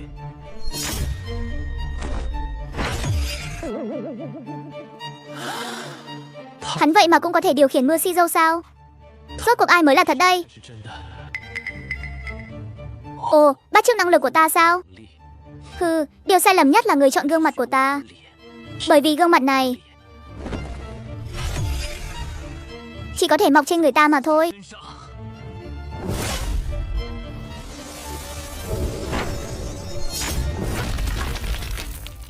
Này, tất cả dừng tay.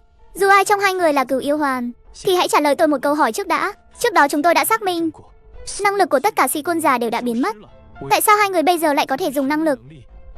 Bởi vì nguyên nhân căn bản khiến năng lực biến mất chính là đám sương mù dày đặc đó.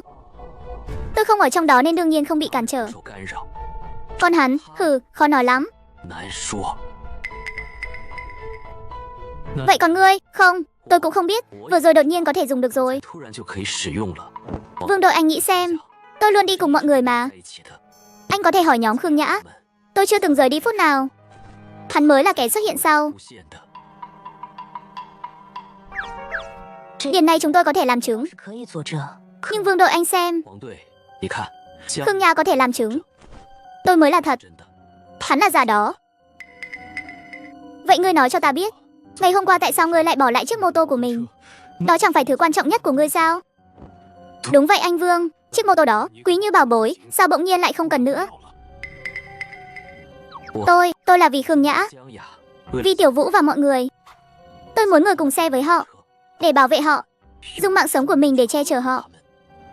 Cửu Yêu Hoàn thật sự sẽ trực tiếp thể hiện bằng hành động, 行动表示， chứ không bao giờ nói ra những lời xiên số lộ liễu như vậy.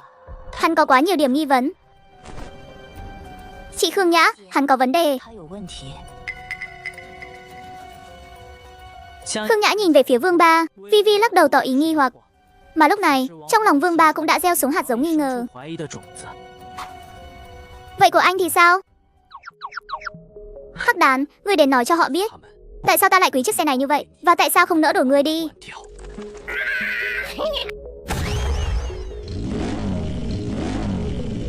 Anh, gì vậy trời? 我靠！ Chiếc mô tô chưa từng rời thân của Hoàn huynh, hóa ra là một quỷ khí có thể thức tỉnh sao? 气 Chẳng trách Hoàn huynh lại quý nó như bảo bối vậy. Wow. Vương đội, đây mới là Hoàn huynh của tôi. 哥， Chiếc mô tô vậy mà lại là quỷ khí. 鬼气， Hừ, quỷ khí sao? Đây đâu phải quỷ khí gì. 鬼气 Đây là sĩ quân thứ hai của tôi, kỳ tích. 奇迹， Vương đội, bây giờ anh đã biết ai mới là Cửu Yêu Hoàn giả chưa? 完了吗？ Ngươi là giả đó. Ha ha ha ha ha ha ha. Ha ha. Trí tuệ của nhân loại đúng là không thể xem thường. 确实不容小觑。 Vô danh cấm khu. 景虚，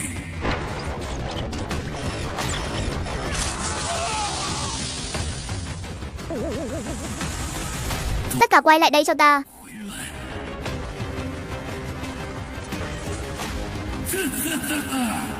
Ta không thích những món đồ chơi không nghe lời. 不喜欢听话的玩具， Đồ chơi không nghe lời thì nên bị nghiền nát. 就该碾碎。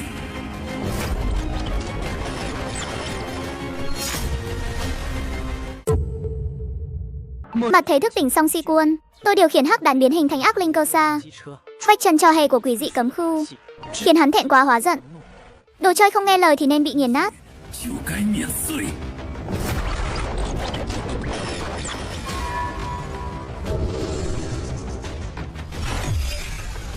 Hắc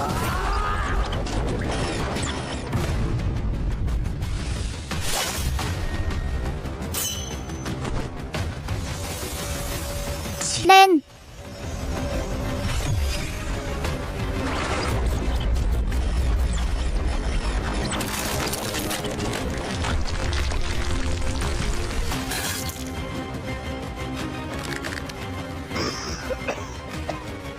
Xé xác. Lúc này Cửu Yêu Hoàn một tay gắt gao chống đỡ huyết thuẫn, 死撑住血盾， tay kia lại đưa ra sau lưng, 5 ngón tay nắm hờ. 是虚握。 Cùng lúc đó, nước xi dâu trên mặt đất sau lưng cấm khu âm thầm ngưng tụ thành một lưỡi xi dâu nhận khổng lồ. Ha ha ha, sự giãy giụa vô vị. 无趣的挣扎， Đều đã xong. Khoảng cách giữa quỷ dị cấp 3 và si côn giả cấp 1. 是这个差距，你 Ngươi thật sự không biết gì sao? 知啊？ 是吗？ Sao có thể chứ? Gặp phải lũ kiến hôi rồi. Dám đánh lén sao? Bay màu đi cho ta. 你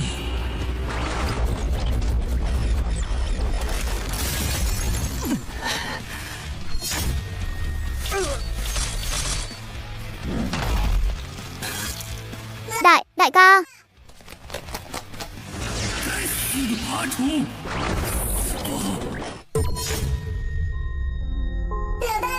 Hắc đàn rít lên một tiếng, thân thể đang lao đi bắt đầu bốc cháy, 烧 trong nháy mắt biến thành hình thái ác linh cơ xa, lao thẳng về phía Cửu Yêu Hoàn.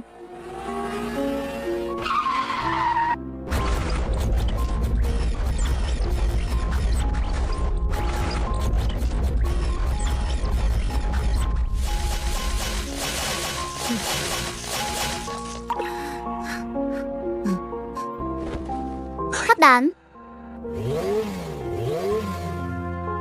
ngươi muốn ta lên xe sao? 车 Tiếng động cơ gầm vang đáp lại. 回应着， Cửu Yêu Hoàn quay đầu nhìn Thiên Kỳ đang hôn mê giữa không trung, 的天气等 đôi mày cau lại thành một đoàn. 成一团 Với trạng thái hiện tại, 状态。 mẹ nó, đến bản thân ta còn không giữ nổi nữa là. Hắc đán, đi thôi. 走，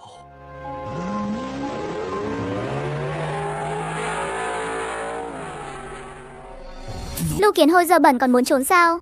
还想逃？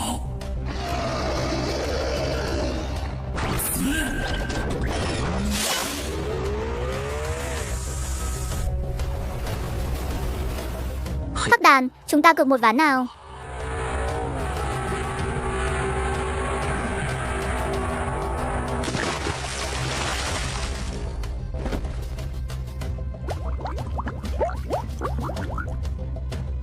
Chết tiệt, ha ha ha ha. Cấm khu, người đúng là một tên phế vật. 真是个废物， Xử lý một con kiến hôi nhỏ nhoi mà cũng bị thương được. 还能受伤？ Tuyển Diên, ngươi còn mặt mũi hiện thân sao? 露面， Con kiến hôi này không phải giao cho ngươi rồi sao? Tại sao hắn vẫn còn sống? 活着 Ta còn chưa chơi đủ với những thứ nhỏ bé này, 玩够， thì con sâu bọ đó đã phá hỏng trò chơi rồi. 天 Tất cả là lỗi của ngươi, là do ngươi vô năng. Câm miệng, lúc đó ta sắp nghiền nát hắn rồi. 我都快碾死他了。 Ai mà ngờ được, thủ hộ giả Thâm Hải đột nhiên xuất hiện thứ đó. 那种东西 Dù là đại nhân sau khi nở ra, cặp mặt cũng phải bỏ chạy thôi. 得逃。不过 Tại sao nó không xử lý con kiến hôi đó? 蝼蚁 Đừng có tìm lý do nữa. 越靠了， Thủ hộ giả Thâm Hải cư ngụ dưới đáy biển, 海底从 chưa từng lên mặt nước bao giờ. Sao có thể xuất hiện ở đây chứ? 在这里， Chính là do ngươi vô dụng, 废 phế vật. Nếu không phải ngươi chỉ lo chơi cái trò vô bổ đó, 你那无聊的游戏 thì nhiệm vụ đại nhân giao phó đã sớm hoàn thành rồi. 完成了， Ngươi lãng phí thời gian vào đám sâu bọ này, 在这些虫子身上， mà còn mặt mũi trách ta sao? 害我 Biến đi, đủ rồi. 够了。 Xử lý họ trước rồi đi tìm con kiến hôi đó sau. 去找那蝼蚁，活 Sống phải thấy người, mất phải thấy xác. Nhiệm vụ đại nhân giao không đến lượt chúng ta. Ở đây đùn đẩy trách nhiệm cho nhau đâu. 我们在 Đi thôi, từ từ bóp nát chúng. Trên cầu hai tên quỷ dị đã đạt được sự đồng thuận. Mà dưới biển sâu, Cửu Yêu Hoàn đã rơi vào hôn mê. Xung quanh anh vô số bóng đen vây quanh, 却已陷入昏迷。他 muốn trực chờ nuốt chửng anh. 以为靠过来， Ngay lúc đó, 吞噬。 toàn thân chiếc xe đột nhiên phát ra ánh sáng xanh huyền ảo, như một ngọn đèn cô độc giữa biển sâu. Nhưng bóng đen quỷ dị đó như cảm nhận được điều gì đó đáng sợ. Uy áp trong phút chốc khiến chúng tản ra bỏ chạy. 某种恐怖危 Đại ca, anh tỉnh rồi sao? 奔逃。 我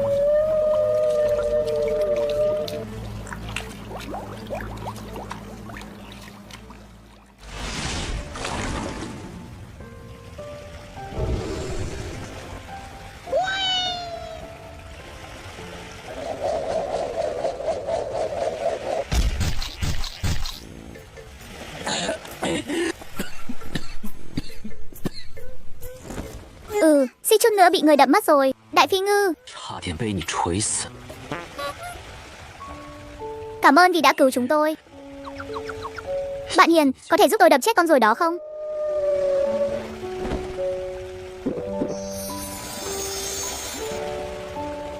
Nghe thấy yêu cầu của cửu yêu hoàn, 帮我拍死那只苍蝇。 Lục Nhãn Phi Ngư phát ra một tiếng kêu cao vút phấn khích, liền lao về phía cây cầu lớn. 声高亢兴奋的鸣叫， Mà lúc này Uyển Diên và cấm khu trên mặt cầu cùng lúc cảm nhận được một luồng uy áp mạnh mẽ. 万眼和净虚 Uyển Diên, ngươi có cảm nhận được không? 大的威压。 Ngươi làm sao vậy? 你有没有感受到？ Thủ hộ giả thâm hải lại ăn nói hàm hồ rồi. 海守护者， Ta khát khao thủ hộ giả thâm hải sao? Uyển Diên, mau chạy đi. 我靠，深海守护者， Đại Phi Ngư, tiêu diệt chúng.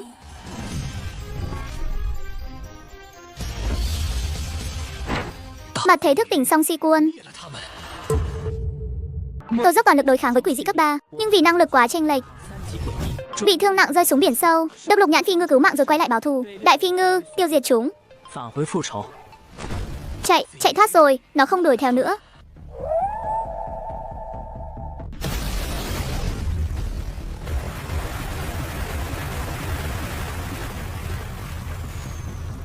Ha ha ha ha, con cá lớn đó lôi ta. Gì vậy trời? Đồ xấu xí, định chạy đi đâu? 大鱼雷，我操！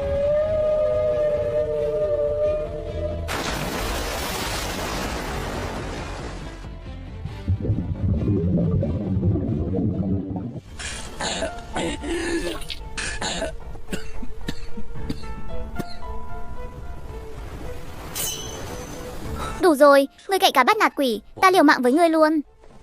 Quỷ tử lĩnh vực, khí diệt chi vật mở. 我跟你拼了！ Trong vô lăng vực, 气灭之物，看！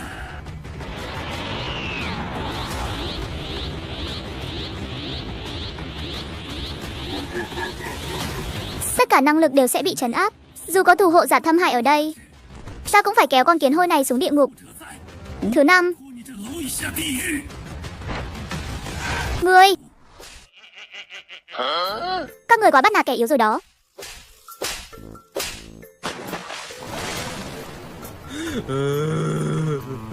Người ta vẫn còn là một em bé mà. 欺负弱小了， Thật là buồn nôn quá đi. Sao anh có thể nói người ta như vậy chứ? Ta thật là toang, lại đánh lén sao?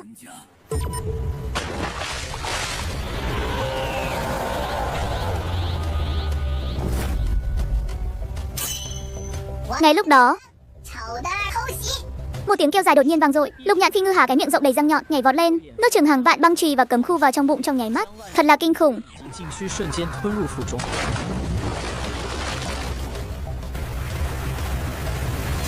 Phải mau chóng chạy thôi.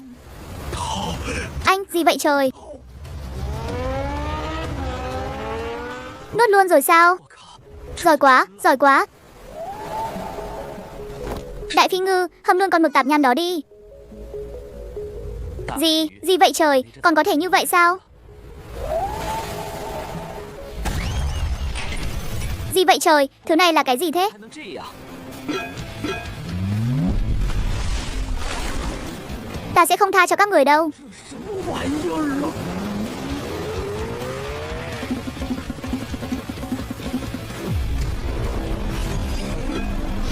Cùng với sự biến mất của Uyển Diên,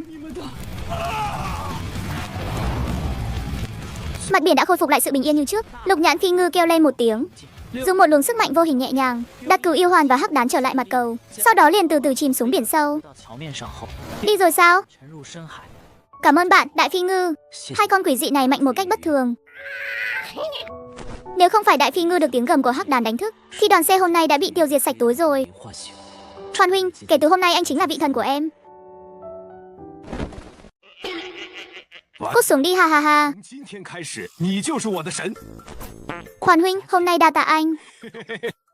Nếu không đoàn xe đã tan tành rồi. 多亏了你， Lần này tôi cũng chỉ là gặp may thôi. Nhưng mà thế mới bắt đầu được 1 tháng. Sao có thể sinh ra loại quỷ dị có thể bóp méo quy tắc như vậy chứ? Đúng vậy, mọi thứ quá đỗi bất thường. 规则的诡异， Sau lần này, 一切太过反常了。 những người sống sót trong đoàn xe kẻ chạy kẻ mất. Vừa rồi tôi đếm qua, chỉ còn lại 17 người thôi. Mê Mông, thị trấn phía trước có một siêu thị lớn. đồ đạc rất nhiều. 前边城镇有家大型超市， Tới đó thu gom trước đi. Được, hắc đán. Hey, cái thứ nhỏ bé đó đúng là không tệ.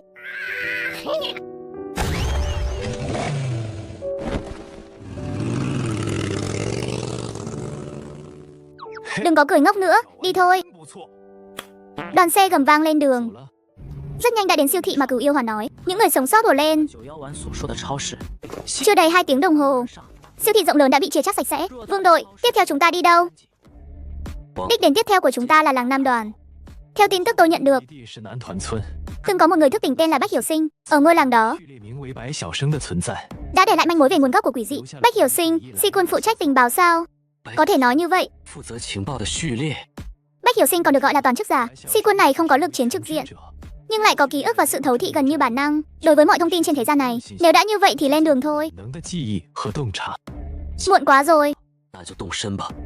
Tìm nơi nào địa thế chống trải để đóng quân trước đã. Hôm nay đã trải qua một kiếp nạn.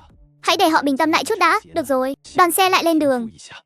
好， Duy trì tốc độ ổn định dọc theo con đường ven biển bỏ hoang. Mất nửa tiếng đồng hồ, 速前行， cuối cùng cũng đến một vùng đất trống tương đối bằng phẳng. Nơi này địa thế chống trải, 相对平整的空地。 tạm thời an toàn. Đêm nay sẽ đóng quân ở đây. Nghe thấy tin này, 此驻扎。 những người sống sót mệt mỏi xuống xe, tụ tập lại thành từng nhóm nhỏ. Mấy đống lửa chạy nhanh chóng được thắp lên, hương thơm của thức ăn tỏa ra. Đây là niềm an ủi duy nhất của những người sống sót. Có chuyện gì sao? Cửu Yêu Hoàn, có chuyện này muốn nói với anh. Năng lực của Tiểu Vũ dường như bị suy yếu rồi. 有件事要告诉你， Suy yếu sao? Mê mơ. 削弱了 Hôm nay Tiểu Vũ ước ra thức ăn, hiệu quả kém xa so với lần đầu tiên. 食物。 Anh ăn đi, đây là phần để lại cho em sao? Ừ. Mê mơ. 这是留给我的吗？ Bao nhiêu ngày qua dù tôi có ăn bao nhiêu thứ đi nữa, thì cảm giác đói vẫn luôn tồn tại. 的东西， Bây giờ 也一直存在。 lại bị một miếng bánh nhỏ của Tiểu Vũ lấp đầy rồi. Thức ăn Tiểu Vũ biến ra tuy kém xa lần đầu, nhưng vẫn không thể xem thường. 虽然远不如第一次， Em xin lỗi đại ca. 小区 Là do Tiểu Vũ quá vô dụng rồi. Mọi thứ biến ra không còn hiệu quả nữa. Không đâu, Tiểu Vũ rất có ích mà.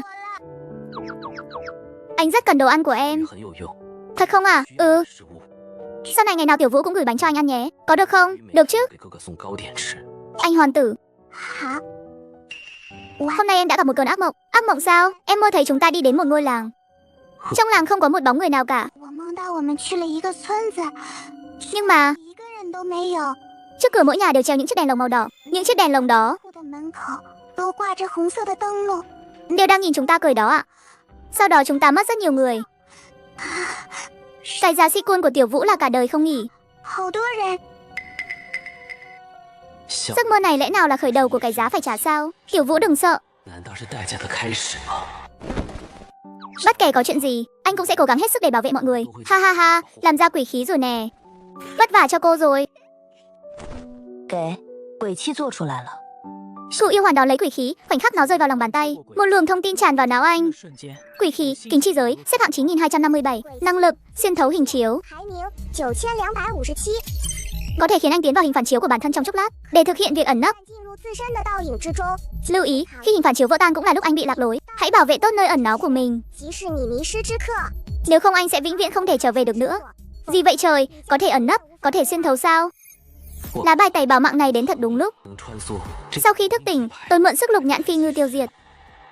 Quỷ dị cấp 3 cứu thoát những người sống sót trong đoàn xe. Trong lúc chạy trốn, Khương Nha đã chế tạo ra quỷ khí bảo mạng mặt thế. Quỷ khí, kính chi giới, xếp hạng 9257. Năng lực, xuyên thấu hình chiếu. 排名9257， Có thể khiến anh tiến vào hình phản chiếu của bản thân trong chốc lát. Để thực hiện việc ẩn nấp, 进入自身的倒影之中。 lưu ý, khi hình phản chiếu vỡ tan cũng là lúc anh bị lạc lối. Hãy bảo vệ tốt nơi ẩn náu của mình. 即是你迷失之刻。 Nếu không anh sẽ vĩnh viễn không thể trở về được nữa. Gì vậy trời, có thể ẩn nấp, 无法归来。 có thể xuyên thấu sao? 藏匿 Lá bài tẩy bảo mạng này đến thật đúng lúc. Mấy ngày nay lộ trình nguy hiểm, 太及时了。 thường xuyên xảy ra sự cố làm trì hoãn tiến độ chế tạo. Nếu không quỷ khí đã có thể làm xong sớm hơn rồi. Đã rất nhanh rồi. 早点做出来的， Cảm ơn, đáng lẽ tôi mới là người phải nói cảm ơn mới đúng. Cảm ơn hôm nay anh đã cứu chúng tôi. 谢谢才对。 Cửu Yêu Hoàn, tôi, mê mơ. Còn chuyện gì sao? 嗯， Không, không còn gì nữa rồi. Thời gian không còn sớm nữa. Tôi đưa Tiểu Vũ về nghỉ ngơi trước đây. Khương Nhã quay người rời đi. Không gian này lại trở nên yên tĩnh một lần nữa. 转身离开， Cửu Yêu Hoàn nhìn chiếc nhẫn trong tay, 静下来， trong lòng dạo dực muốn dùng thử. 的戒指， Hắc đán anh hê hê. Cửu Yêu Hoàn leo lên cơ xa. Ánh mắt rơi vào gương chiếu hậu sáng bóng của hắc đán, một ý nghĩ hiện lên trong lòng anh. Khoảnh khắc tiếp theo, thế giới trước mắt Cửu Yêu Hoàn bị bóp méo và kéo dài, cả người bị lôi vào một không gian kỳ quái. Đây là mình đã vào trong gương rồi sao? Thật kỳ diệu quá đi.到了镜子里， Nếu đã có thể vào hình phản chiếu, thì giữa các hình phản chiếu với nhau có phải cũng có thể xuyên qua không? Không tệ, quả nhiên có thể xuyên thấu. 也可以。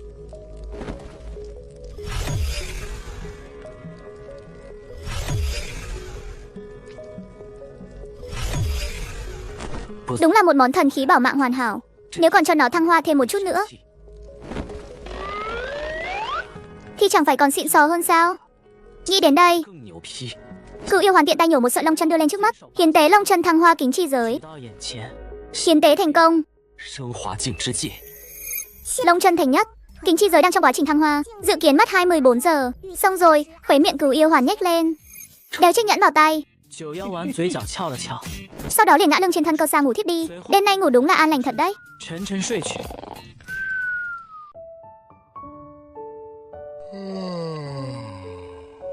Sáng sớm hai người tụ lại một chỗ thì thầm gì thế?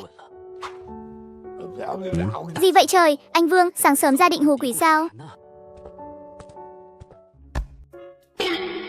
Hai người đang bàn chuyện gì thế? 大清早的吓鬼呢！ Có quỷ dị nào đến sao? Đang định đi tìm Hoàn huynh đây. Lộ trình chúng ta tiến về thành phố Nam Đoàn, bắt buộc phải đi xuyên qua 2 thị trấn. Tình hình thị trấn hiện tại thế nào? Thị trấn thứ nhất tên là trấn Thanh Sơn. Cách đây không xa, tôi dò xét được, bên trong có khoảng 7-8 con quỷ dị đang chiếm đóng. Tạm thời chưa thấy dấu hiệu tụ tập thành bầy. Còn thị trấn thứ hai, khoảng cách quá xa, đã vượt quá phạm vi cảm nhận năng lực của tôi rồi. Hey, quản nó là quỷ dị gì chứ? Có Hoàn huynh ở đây thì tất cả chỉ là một đao thôi. Giang Hô huynh, tôi không lợi hại như vậy đâu. Tôi không quan tâm. 我没那么厉害。 Trong lòng tôi, Hoàn huynh là xịn sò nhất luôn. Vương đội, khi nào xuất phát? 10 phút nữa, được rồi. 出发。 Cửu Yêu Hoàn không nói thêm gì nữa, quay người trở về bên cạnh chiếc cơ xa của mình. 10 phút trôi qua trong nháy mắt, đoàn xe lại bắt đầu khởi hành. Cùng lúc đó, trong sâu thẳm của một thành phố khác, 2 quả trứng khổng lồ đang thì thầm với nhau. Đại soái, 2 bảo bối đó của ông mất rồi. Cái gì? Không thể nào. Cấm khu và Uyển Diên đều do đích thân ta tạo ra. Quỷ dị đó là cấp 3 cơ mà.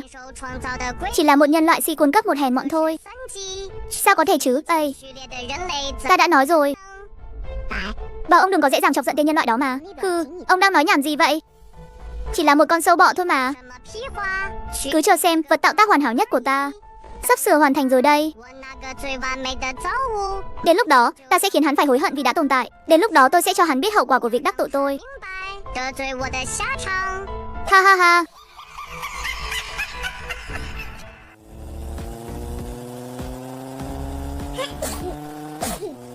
Trời à, 1 nhớ, 2 mắng, 3 cảm thật rồi. Là kẻ nào đang mắng tôi vậy? Trấn Thanh Sơn đến rồi. Mọi người hãy đứng đợi tại chỗ. Hoàn huynh, mấy người chúng ta vào trấn trước, dọn dẹp lũ quỷ dị bên trong một chút. Đợi tôi một lát. Hắc đán. Cửu Yêu Hoàn từ trong cái túi dạ dày lớn của hắc đán lấy ra một chiếc thùng xi dâu đen kịt đặt trước mặt Thiên Kỳ. Thiên Kỳ nhìn chằm chằm vào Vương ca. Đây là cái gì vậy? Mùi nồng quá đi mất. Chẳng phải sao lão đại còn để vào dạ dày của tôi. Phi điều sắc hẹo luôn rồi đây. Đừng có quá đáng như vậy, chỉ là thu thập một chút mưa xi dâu mà thôi. Nếu không thì lúc đánh nhau còn trông chờ các cậu tạo ra tại chỗ cho tôi à? Hi hi hi, Hoàn ca của tôi đúng là có tầm nhìn xa trông rộng. Đến đây, đệ tử giúp anh xách cho. Thiên Kỳ xách lấy thùng xi dâu. 3 người sải bước tiến về phía thị trấn chết chóc đó. Mọi người cẩn thận, trong con ngõ này có con quỷ dị mạnh nhất trấn Thanh Sơn trú ngụ. Trời à, đây là con quỷ dị bị đằng xuất trong hố phân à? Thôi quá đi mất. Tôi thấy là kiểu rơi vào đó rồi còn bị ngâm đến trương phình lên ấy. Lão đại, tôi không chịu nổi nữa. Ngay lúc này, tiếng lạch bạch vang lên. Nơi góc rẽ của con ngõ, một luồng chất lỏng đen kịt đang luồn lách chảy ra. Đừng tốn sức nữa, nó tới rồi. Sau khi thức tỉnh, tôi đến trấn Thanh Sơn tiêu diệt quỷ dị. Mở đầu đã gặp ngay vô hồi oán niệm quỷ thối kinh thiên động địa.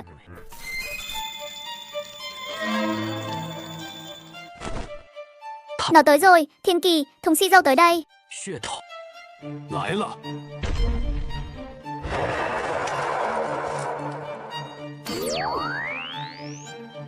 去， Xi quân huyết trụ vậy mà lại mất hiệu lực. 失效了。 Cửu yêu hoàn trong lòng kinh hãi. Mà lúc này, hấp thụ mưa xì dâu xong, oán niệm quỷ càng trở nên hưng phấn. Cơ thể nó phình to ra một vòng, lao mạnh về phía mấy người.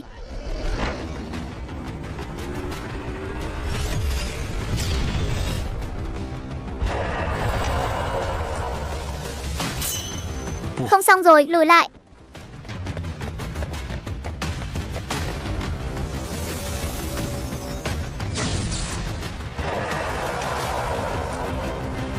Thiên Kỳ, tránh ra. Đại gia nói chứ, xong đời rồi. Hừ, tới đúng lúc lắm.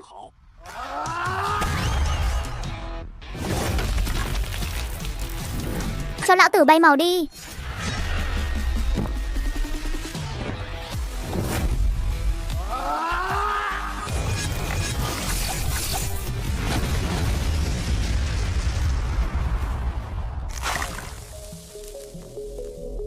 Hừ, có hiệu quả. Thiên Kỳ lần này nở mày nở mặt đấy.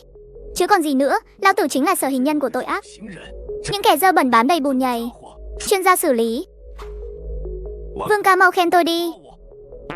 Ngay cả lão đại còn chưa khen tôi, lấy tư cách gì mà khen cậu? Hay, cái cục than đen này. Hi hi.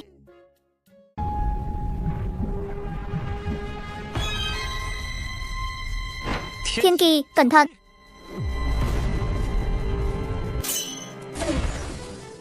Vãi thật, còn có thể hợp thể sao? Lão tử để cho ngươi hợp này.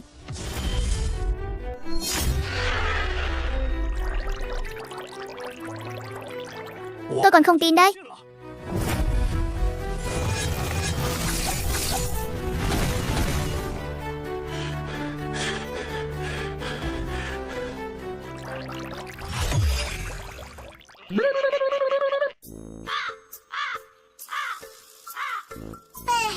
一顿操作猛如虎，细看战绩铃铛我。安静。既然我的血雨能被他同化，那反过来呢？ Thiên Kỳ, vung binh khí chém thêm một nhát nữa, đừng để nó quay về. Rõ, Thiên Kỳ vung binh khí chém tiếp. Oán niệm quỷ bị chém làm đôi.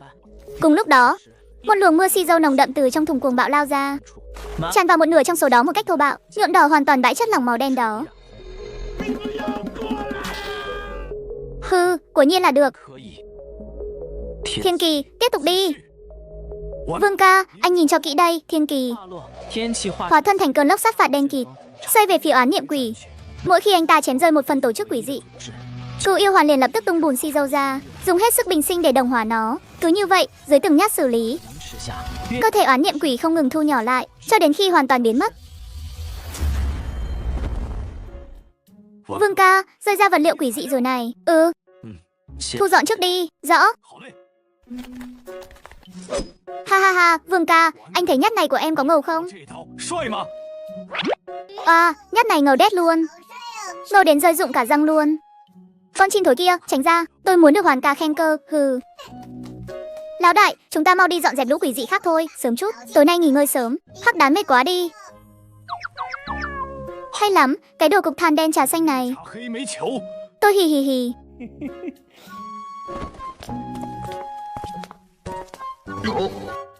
Vương ca, Vương đội, mọi người đợi tôi với. 等我。 接 Khoảng thời gian tiếp theo, cả thị trấn nhỏ đã trở thành bãi săn của đội bọn họ. 狩猎场。 Khi tia sáng cuối cùng nơi chân trời bị bóng tối nuốt chửng, 和末世， lũ quỷ dị lang thang trong trấn cuối cùng cũng bị dọn sạch hoàn toàn. Tối nay cuối cùng cũng có thể ngủ một giấc bình yên rồi. Đúng vậy, tôi sắp quên mất cảm giác nằm trên giường là như thế nào rồi. 绝了。 Thông báo cho đoàn xe một tiếng, bảo bọn họ vào trấn đi. Được, 好。 tôi đã dọn dẹp sạch sẽ rồi. Mọi người có thể vào trấn tìm kiếm nhu yếu phẩm. Tối nay sẽ chỉnh đốn tại đây. Phương Nhã, tìm người giúp chúng tôi lái xe qua đây. Tin tức truyền đến, những người sống sót đang chờ bên ngoài trấn tinh thần phấn chấn hẳn lên, lần lượt lên xe nổ máy, tiến vào thị trấn yên tĩnh này. Chẳng mấy chốc, sự ồn ào trở nên tĩnh lặng, mọi người dần chìm vào giấc ngủ trong bóng tối hiếm hoi này. 渐渐沉睡。 Mà ngay lúc này, Sâu trong ý thức của Cửu Yêu Hoàn, một luồng thông tin rót vào não bộ. Nâng cấp quỷ khí thành công, quỷ khí kính chi giới xếp hạng 621. Năng lực, giữ nguyên năng lực cũ. Năng lực mới, xuyên thấu gương. Có thể trong vòng 100 mét, tạo ra một hình chiếu của người đeo không có khả năng tấn công. Bản thể và hình chiếu có thể dùng ý niệm. Thực hiện hoán đổi vị trí tức thời không có độ trễ. Sau khi hoán đổi 2 lần sẽ biến mất. Chú ý, hãy cẩn thận với hình chiếu. Nó muốn thay thế cậu. Vãi thật. Kính chi giới sau khi thăng hoa, thứ hạng từ 9257 trực tiếp tăng vọt lên 621. Cửu Yêu Hoàn tâm niệm khẽ động, một bản thể khác của anh xuất hiện lù lù ở cửa. Sau đó, hai Cửu Yêu Hoàn theo ý niệm hoán đổi qua lại, không có chút ngưng trệ nào. Mẹ ơi, cái này cũng quá biến thái rồi. Trong khoảng cách 100 mét, khả năng sinh tồn và khả năng săn đuổi của tôi đều sẽ có một bước nhảy vọt về chất. Ha ha ha. Hắc đán, cho anh hôn một cái nào.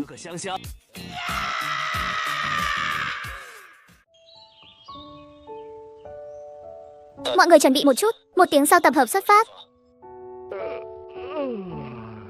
Hashi, một ngày bôn ba mới lại bắt đầu rồi. Hắc đán, dậy đi nào. Lão đại, chào buổi sáng.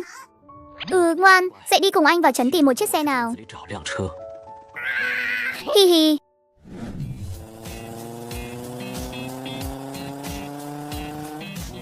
Đã tìm một vòng các loại xe rồi, đến một chiếc xe nhà lưu động cũng không có. Thôi bỏ đi, tìm đại một chiếc nào đó tạm bợ đã. Chọn mày vậy. Hắc đán, nuốt nó đi. Sau khi thức tỉnh, tôi dẫn dắt đội ngũ dọn sạch quỷ dị ở trấn Thanh Sơn, Hắc đán. Thôn tính xe phế liệu, đánh thức phương tiện di chuyển hoàn toàn mới. Vẫn là Hắc đán nhà mình lợi hại nhất.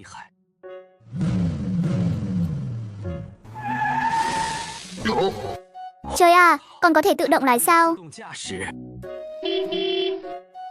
Ha ha ha, tốt lắm. Sau này đi đường không còn phải lo lắng việc lái xe khi mệt mỏi nữa rồi. Hắc đán, đi hội quân với nhóm Vương Ba thôi.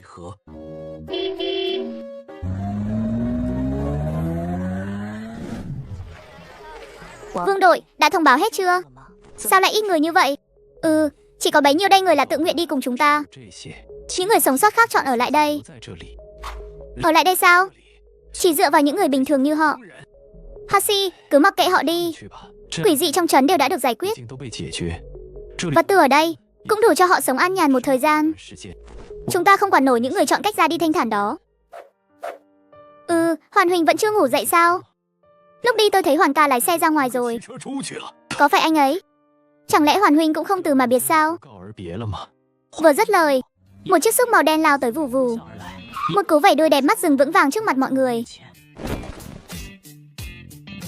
Yêu Hoàn biểu diễn à? Xuất phát thôi, được. Đoàn xe lại tiếp tục lên đường. Cửu Yêu Hoàn ngồi ở ghế sau thong thả nhìn ra ngoài cửa sổ. Anh chưa từng trải qua cuộc di cư nào thoải mái như thế này. Thoải mái đến mức thậm chí có chút trống rỗng. Ha ha, những ngày tháng qua, không phải là chạy trong gió mưa, thì cũng là sát phạt trong si dâu tanh tưởi. Cơ thể đã sớm tê liệt. Có lẽ trong cái mặt thế chết tiệt này, chỉ có sát phạt mới là cách sinh tồn đúng đắn nhất.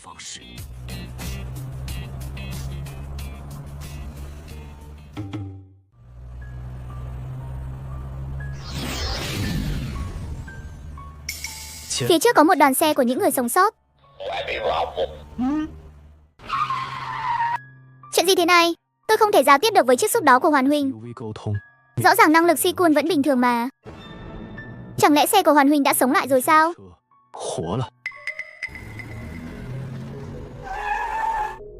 Vương đội, sao lại dừng lại vậy? Chuyện đó, phía trước có một nhóm người sống sót hay? Có việc để làm rồi đây.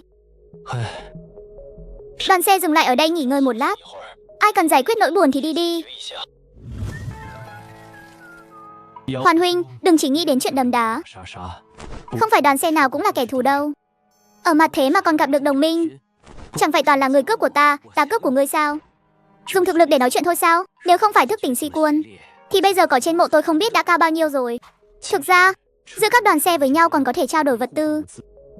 Trao đổi sao? Trước khi cậu đến, chúng tôi cũng từng gặp một đoàn xe. Một đoàn xe sở hữu công giản. Quỷ khí của tôi và Thiên Kỳ chính là nhờ họ rèn giúp đấy. Lấy cái gì để đổi? Khi đó là hơn phân nửa số người sống sót trong đoàn, cùng với lương thực của một tháng. Người sống sót sao? 存者， Tại sao những đoàn xe đó lại cần người sống sót? 幸存者， Hoàn huynh, trong thời mạt thế, 势力， con người mới là tài nguyên quan trọng nhất, là đường sống của chúng ta. Cái gọi là đường sống này, chắc hẳn là khi gặp phải quỷ dị không thể chống lại, 意识， thì đẩy bọn họ ra làm mồi nhử, để tranh thủ thời gian chạy trốn. Khi thức ăn và nước uống cạn kiệt, thì lấy thức ăn của họ, coi họ như kho vật tư di động chứ gì. 酷吧？ Hashi, Hoàn huynh, 妖丸兄， đừng cảm thấy chúng tôi quá tàn nhẫn. Rất nhiều đoàn xe đều như vậy, thậm chí còn tàn khốc hơn chúng tôi gấp trăm lần. Sẽ không đâu, dưới thời mặt thế, tôi cũng chẳng rảnh rỗi mà đi làm thành mẫu chỉ trích người khác. Đúng rồi, quỷ khí của anh và Thiên Kỳ là gì vậy? Quỷ khí của Thiên Kỳ chính là cái bình dụng cụ đưa cho cậu lúc trước đấy. Con của tôi.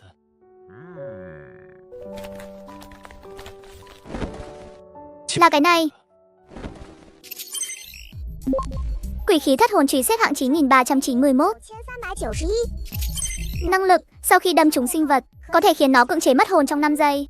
Đánh giá, thần khí vô giải của F1 là sắt vụn vô dụng trong đánh hội đồng. Sử dụng quá mức sẽ phản tác dụng lên chủ nhân.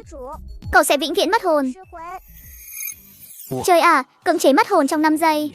Nếu bị thứ này đâm trúng, cho dù cơ thể có mạnh mẽ đến đâu, cũng phải bay màu tại chỗ. Vương đội, cái món này của anh hơi bị hiểm đấy nhé. Ha ha ha, cũng được mà phải không? Những lúc then chốt có thể giữ được một mạng. Thôi được rồi, xuất phát đi. Những đoàn xe đó là bạn hay thù, gặp mặt mới biết được. 见了才知道。 Đoàn xe lại đi thêm nửa tiếng nữa. 行驶了半个小时， Ở cuối con lộ, hai nhóm bóng người dần hiện rõ. 清晰， Lúc này bọn họ đang vây quanh một thanh niên ở giữa. 在中间。 Bọn họ có vẻ đang đối đầu nhau. Quan sát một chút rồi hãy qua đó. 说 Nhược An, chúng ta gặp rắc rối rồi. 犯了， Là một lũ cóc ghẻ không có mắt. 癞蛤蟆， Thằng điên, đừng có ở đó giả thần giả quỷ. 鬼， Giao đồ ra đây. 出来，老 Lão tử sẽ để cho ngươi được ra đi nguyên vẹn. Nói xong, có phải bọn họ làm phiền em rồi không? 你了， Ngoan, đợi anh. 等我。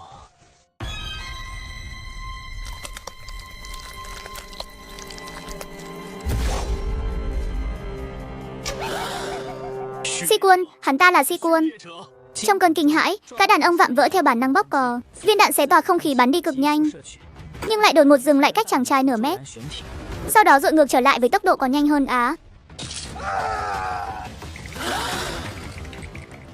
Làm phiền Nhược An của tôi, tất cả các người đều đáng bay màu.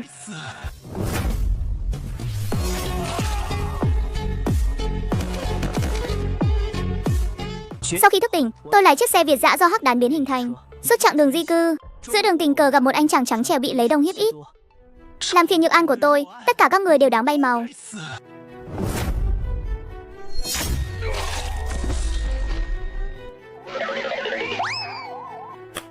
Thú vị đấy.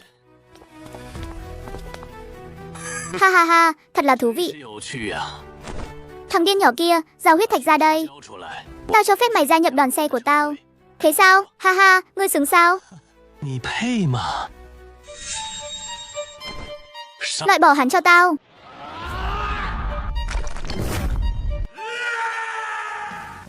Nhược An, nhắm mắt lại đi. 眼睛，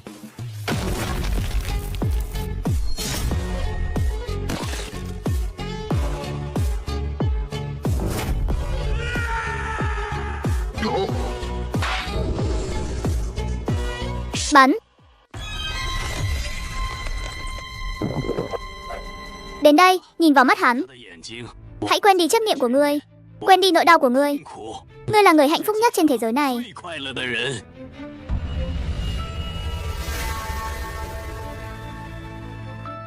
Hi hi hi, chúng chiêu rồi. 着了，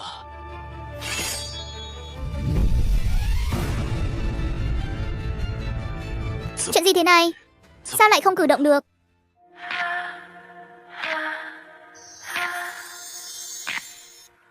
Tôi yêu em.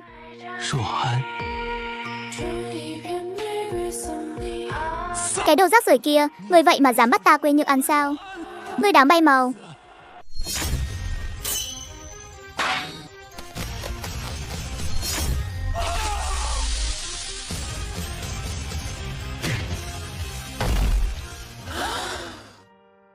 Nhược An, xin lỗi em. Vừa nãy anh suýt chút nữa đã quên mất em rồi. 点就把你忘记了。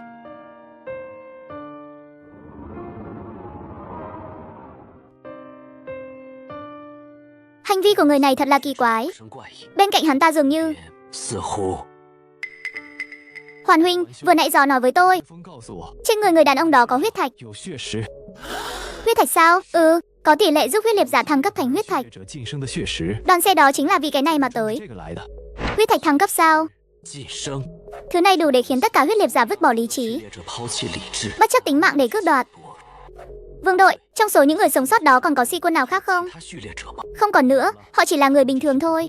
Bây giờ đã sợ mất mật rồi. Tốt, 好， mọi người cứ ở đây đợi, tôi đi một lát sẽ về. Hắc đán, 黑蛋， thùng xi dâu. Lão đại, để em giúp anh ôm thùng cho. Không cần đâu, người đó thực lực cường hãn. 人实力强悍， Tôi không muốn đến lúc đó còn phải phân tâm đi cứu 只 cậu. 能去救你。 Ha ha ha ha ha. Giang hô, đồ gà mờ nhà cậu. 小菜鸡， Lão đại không cần cậu đâu nhé. Hừ, cái trứng trà xanh nhà cậu, cầm cái mỏ chim lại đi. 鸟嘴， Lại đây đánh tôi này.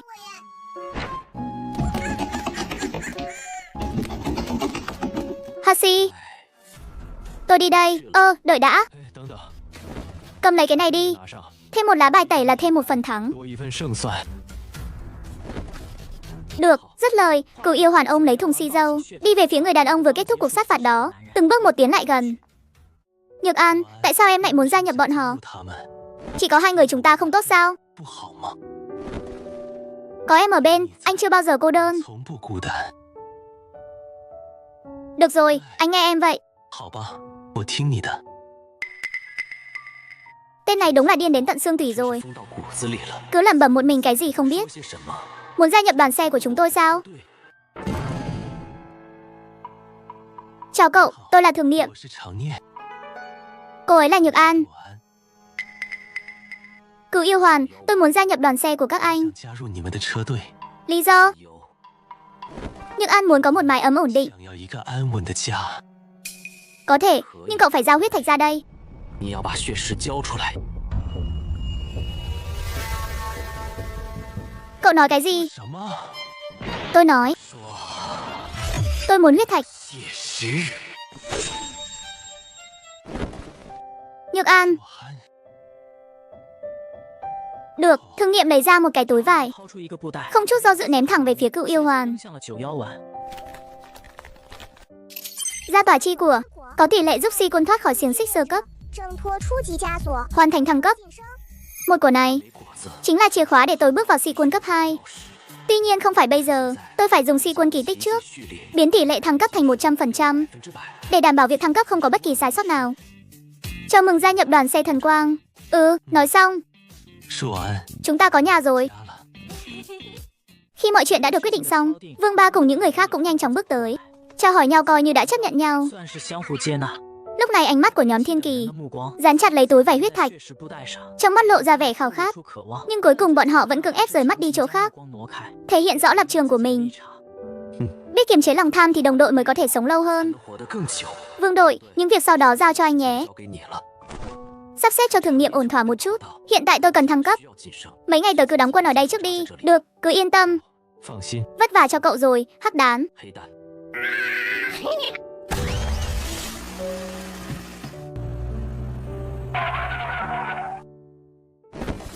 Hiến tế lông chân để thăng hoa ra tỏa chi của. 枷锁之果， Hiến tế thành công.